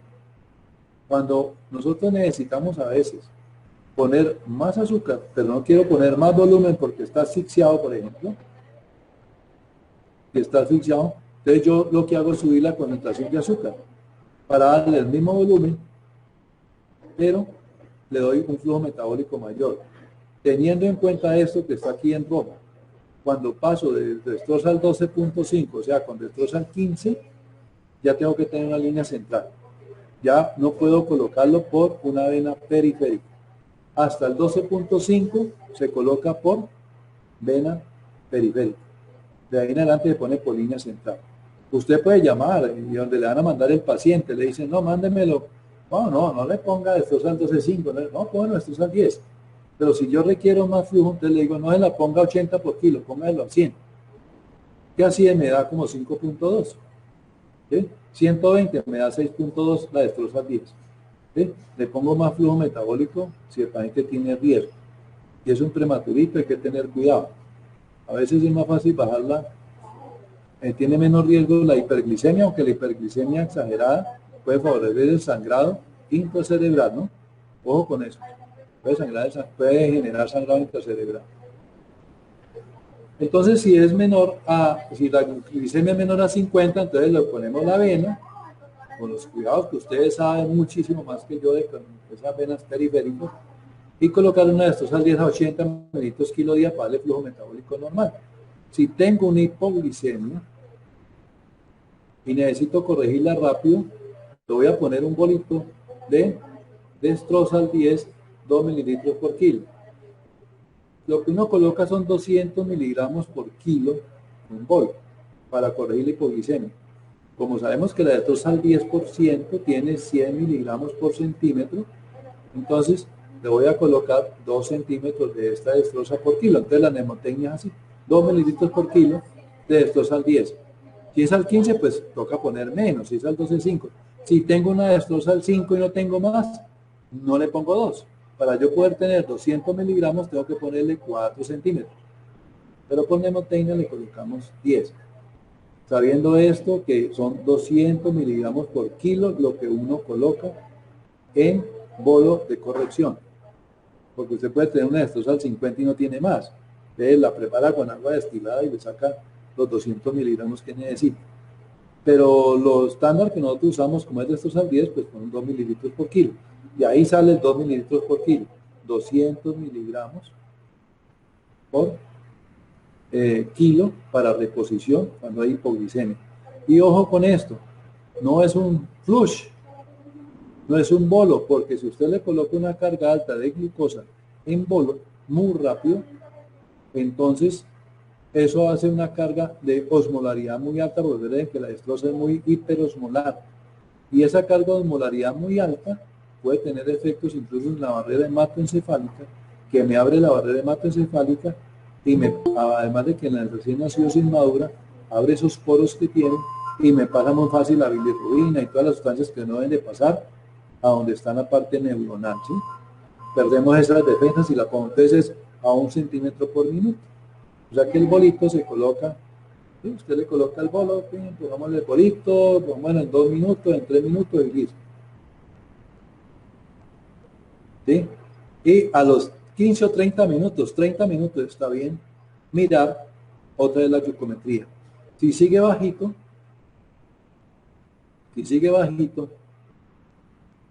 vuelve y repita el bolo o aumente el flujo metabólico si no está sintomático. ¿Sí?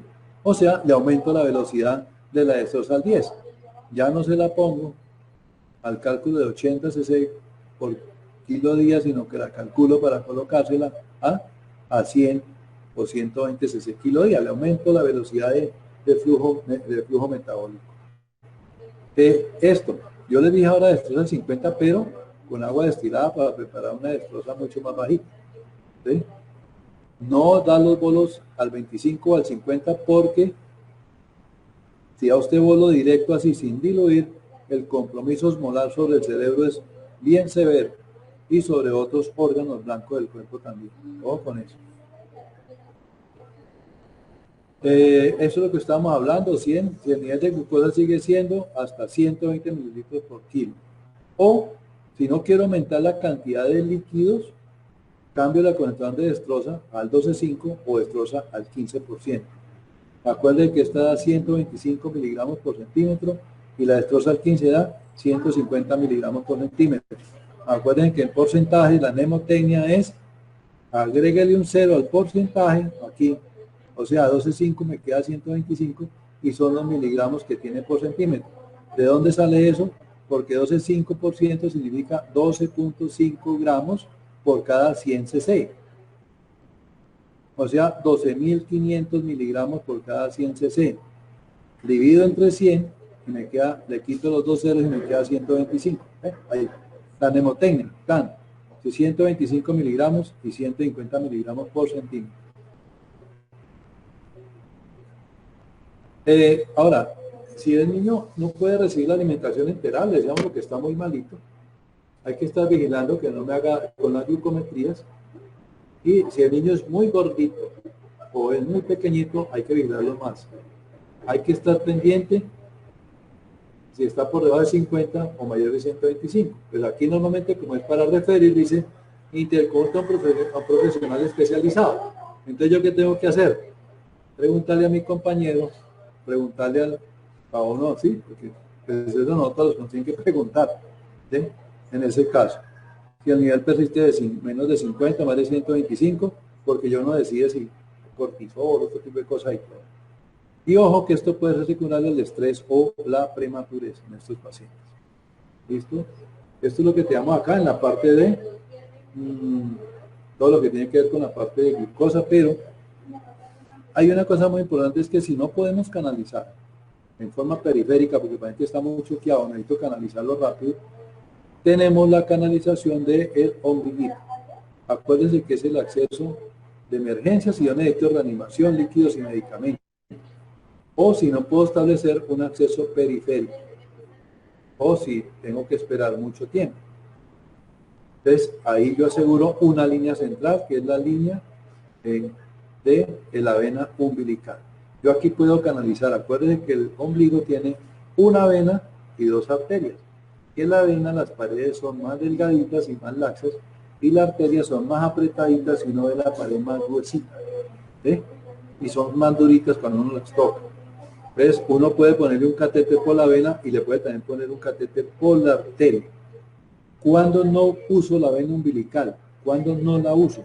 Cuando tiene onfalitis, tiene peritonitis, tiene un onfalocele, ahí no se debe de colocar, o tiene enterocolitis necrotizante.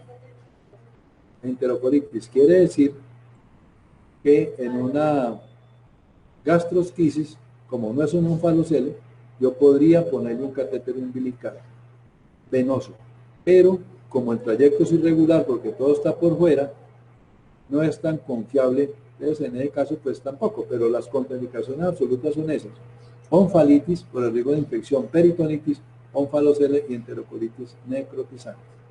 ¿Sí? Ahí. Y si no lo puedo, si no lo logro canalizar, ¿qué hago? Le puedo poner un acceso intraóseo, que eso ya son palabras mayores, pero en la unidad se pueden hacer, o incluso en el quirófano si yo puedo, para colocarlo. Normalmente se pueden colocar en el esternón, en la cresta ilíaca o en la parte tibial, pero en los recién nacidos, los otros dos sitios son riesgosos, que son más delgados. Entonces se coloca a nivel de la tibia. En la tibia se puede colocar en la parte superior de la tibia o en la parte inferior. Pero como la inferior es más delgada, tiene más riesgos, es mejor colocarlo en la parte superior, en la cara anterolateral interna. Anterolateral interna.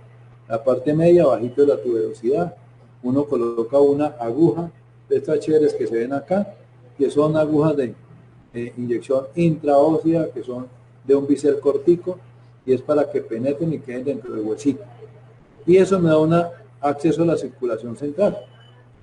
¿Por qué? Porque llego directo a la médula ósea. Y por ahí yo puedo colocar muchos casos, muchos medicamentos, inclusive sangre. Puedo colocar ahí. ¿Sí? Puedo colocar líquidos, medicamentos, antibióticos, sangre. Y hasta puedo, si me retornan, obtener sangre para exámenes si me retornan, aunque normalmente al hacer eso a veces se le daña uno el acceso intraóseo. Que es que no tengo la aguja. ¿Sí? No tengo la aguja, a veces entonces la gente usa, pero ya, tiene que ser más experto, un catéter 18, ¿sí? Pero de esos para peris, para catéteres para las peridurales, catéteres 18 o un catéter 20, se puede colocar también, aunque el bisel es un poquito más largo. El bisel largo hace que pueda quedar por fuera o que se pase muy fácil al otro lado del huesito. Entonces puedo perder eso. Esto se lo saben ustedes de memoria, el catéter venoso umbilical. El tamaño del catéter 3.5 French y 5 French. Eso es una medida que da 0.16 milímetros por cada French. Eso me da la luz, ese es el lumen que tiene. Este más, ya no tenemos que esté más delgadito, esté más grueso. Normalmente al pequeñito menor de 1500 le pone un 3.5 French, pero a veces uno mira el ombliguito y si está le puede colocar el 5 también. Pero le puede colocar un 3.5 y al mayorcito, al más grande, se le coloca un 5 French. Si tengo de doble luz, mejor, porque así me permite poner medicamentos y los líquidos que el paciente necesite usando la misma vía. ¿Y cuando coloco una arterial umbilical? Porque los arteriales dijimos que lo pongo en las arterias. Eso lo coloco en dos ocasiones. Si necesito, por ejemplo, el paciente está muy choqueado, monitoreo continuo en la presión arterial. O si tengo que estarle tomando gases continuamente para toma de muestra de gases arteriales. Nosotros normalmente lo usamos para monitoreo de la tensión arterial en ese paciente. Por ejemplo, un prematuro demasiado pequeñito, se lo podemos colocar precisamente para eso. para no estarlo apretando y todo con cantidad de problemas que nos puede originar el brazalete en esos bebés, desde daños de la piel, compresiones, hematomas, todo lo demás. ¿Cuándo está contraindicado? Lógico, onfalitis, onfalocele, peritonitis, enterocolitis y si hay un compromiso vascular de los miembros inferiores. Ahí no se debe colocar. Tiene las piernas moraditas y un lleno capilar muy lento. Ahí no le debo poner un catéter arterial. Le puedo poner el venoso, sí, pero la arterial umbilical, no. La arterial no. El venoso va hacia arriba, hacia el corazón. Y eso. Este catéter arterial no se usa para medicamentos de sangre. Y, ojo, esa pregunta está ahí también en el test. No realice infusiones por una vía arterial o un catéter arterial umbilical. No coloque vasopresores como dopamina, butamina, epinefrina y menos coloque bolos de calcio. Eso no es porque el bolo de calcio, el calcio llega a la parte distal y hace una necrosis distal inmediata. Entonces no se debe colocar. ¿En dónde los vamos a dejar puestos? Esto lo voy a decir más bien rápido, pero ¿dónde? El catéter venoso umbilical debería quedar aquí, en la entrada de la vena cava a la aurícula derecha, en la unión cabo atrial, la unión cabo atrial. Tiene que entrar por aquí, aquí viene la cava inferior, esta que viene acá hace parte del sistema porta, ¿no es cierto? Y el sistema hepático también, perdón, del paciente, y de la parte portal del paciente, hepáticas y todo. Y él tiene que pasar por aquí y llegar acá. Entonces, o se coloca aquí o se coloca aquí abajo. Acá. Aquí es donde a veces se nos va y cuando lo colocamos y sentimos que como que lo coloco y se me devuelve, lo coloco y se me devuelve, es porque me dio esta vuelta o me cogió para acá. Entonces, si yo lo presiono mucho, le puedo hacer una hemorragia. Y yo me doy cuenta después porque cuando hacemos una radiografía, un tiempo después en el hígado tiene una calcificación. ¿Sí?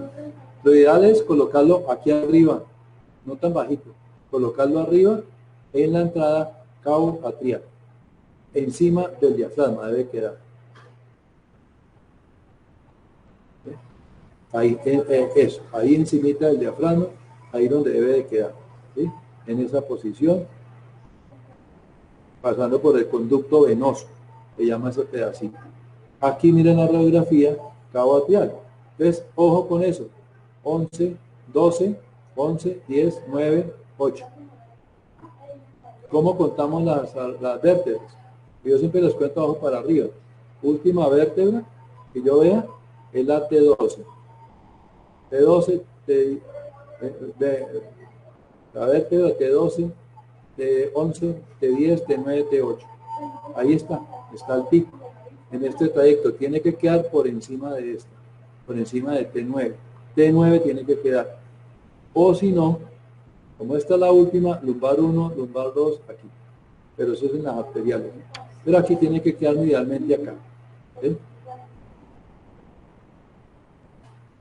Y si lo dejo bajito, solamente lo coloco 2 o 4 centímetros para que me quede acá. 2 o 4 centímetros. Lo que pasa es que cuando yo lo dejo bajo, ese catéter se mueve más rápido y se me vuelve a disfuncionar más rápido también. ¿Sí? Cuando lo dejo alto, puedo tener un flujo pulsátil, porque está cerca al corazón. Si está bajito, el flujo no debe pulsar. Pero yo lo coloco hasta que tenga retorno de sangre.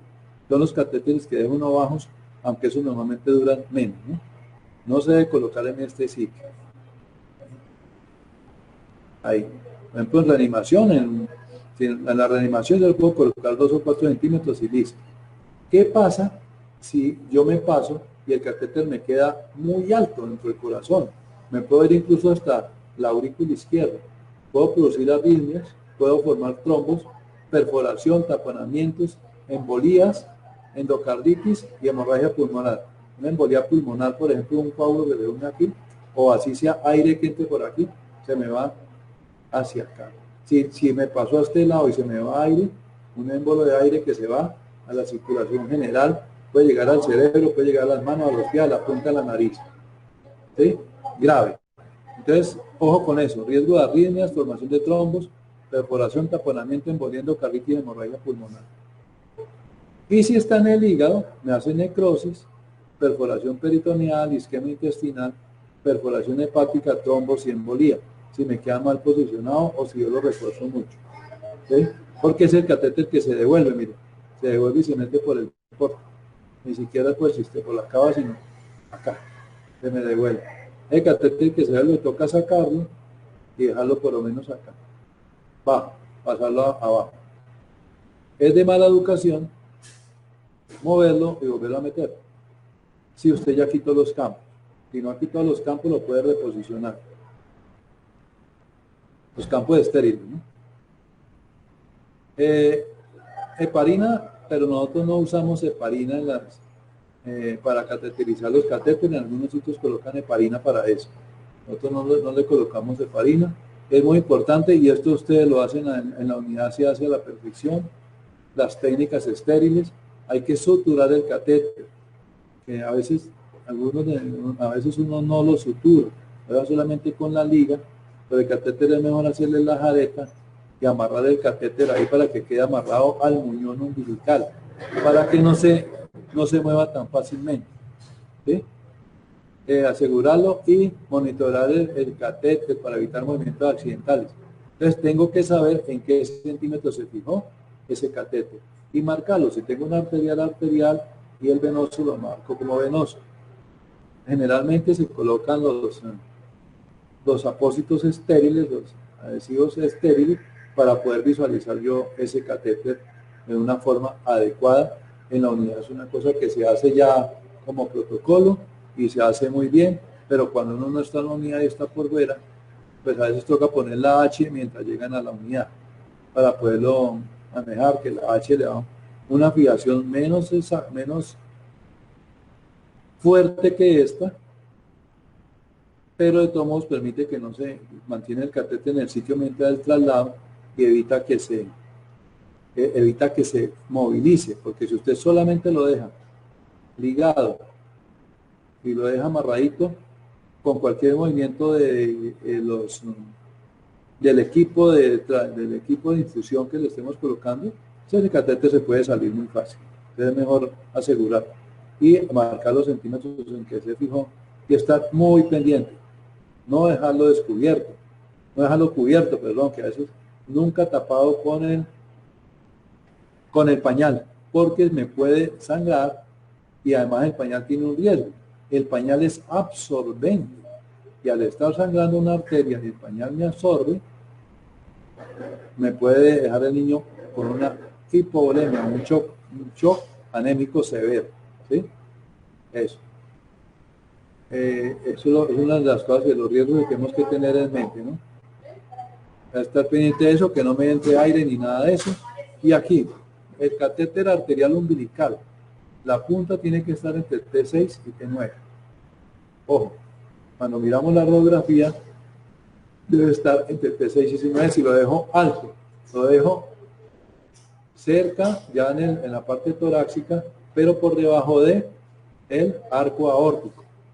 Y si tengo si lo voy a dejar en una posición baja, tiene que estar por debajo de L3. Tiene que estar por debajo de L3, tiene que confirmarse con una radiografía. Esto es lo que yo les decía, última vértebra, T12, 11, 10, 9.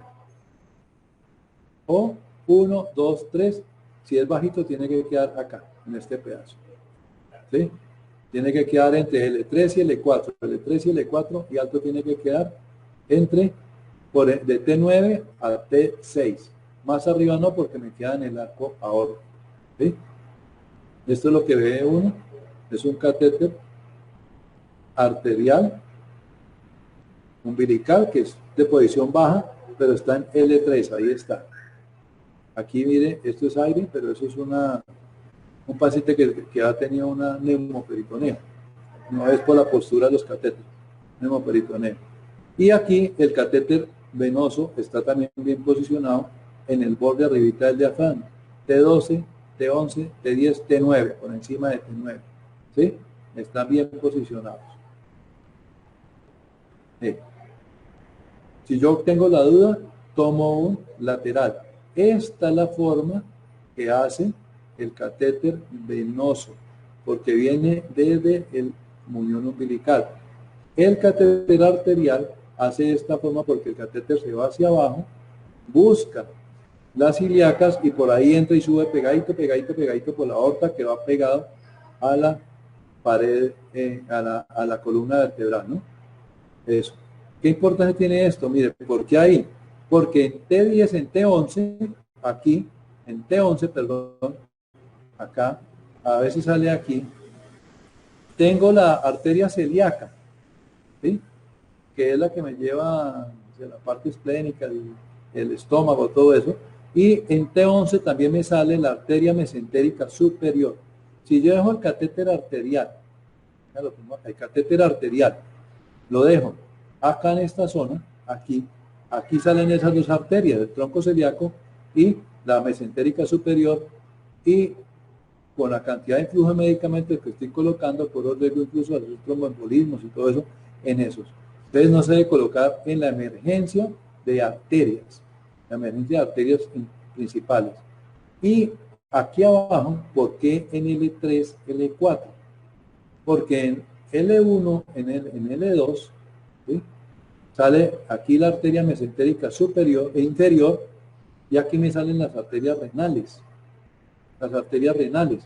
Entonces el catéter tiene que quedar por debajo de las arterias renales, pero tiene que estar por encima de la quinta lumbar, ¿sí? Porque ahí es donde queda la bifurcación aórtica, la bifurcación de las ilíacas, donde se forman las ilíacas. Entonces tampoco puede quedar en la ilíaca. Entonces tiene que quedar por encima de esta y por debajo de estas dos. Tiene que quedar en estas dos vértebras. Ahí es donde tiene que quedar el catéter. Ojo que esa es posición, ¿no? Postura.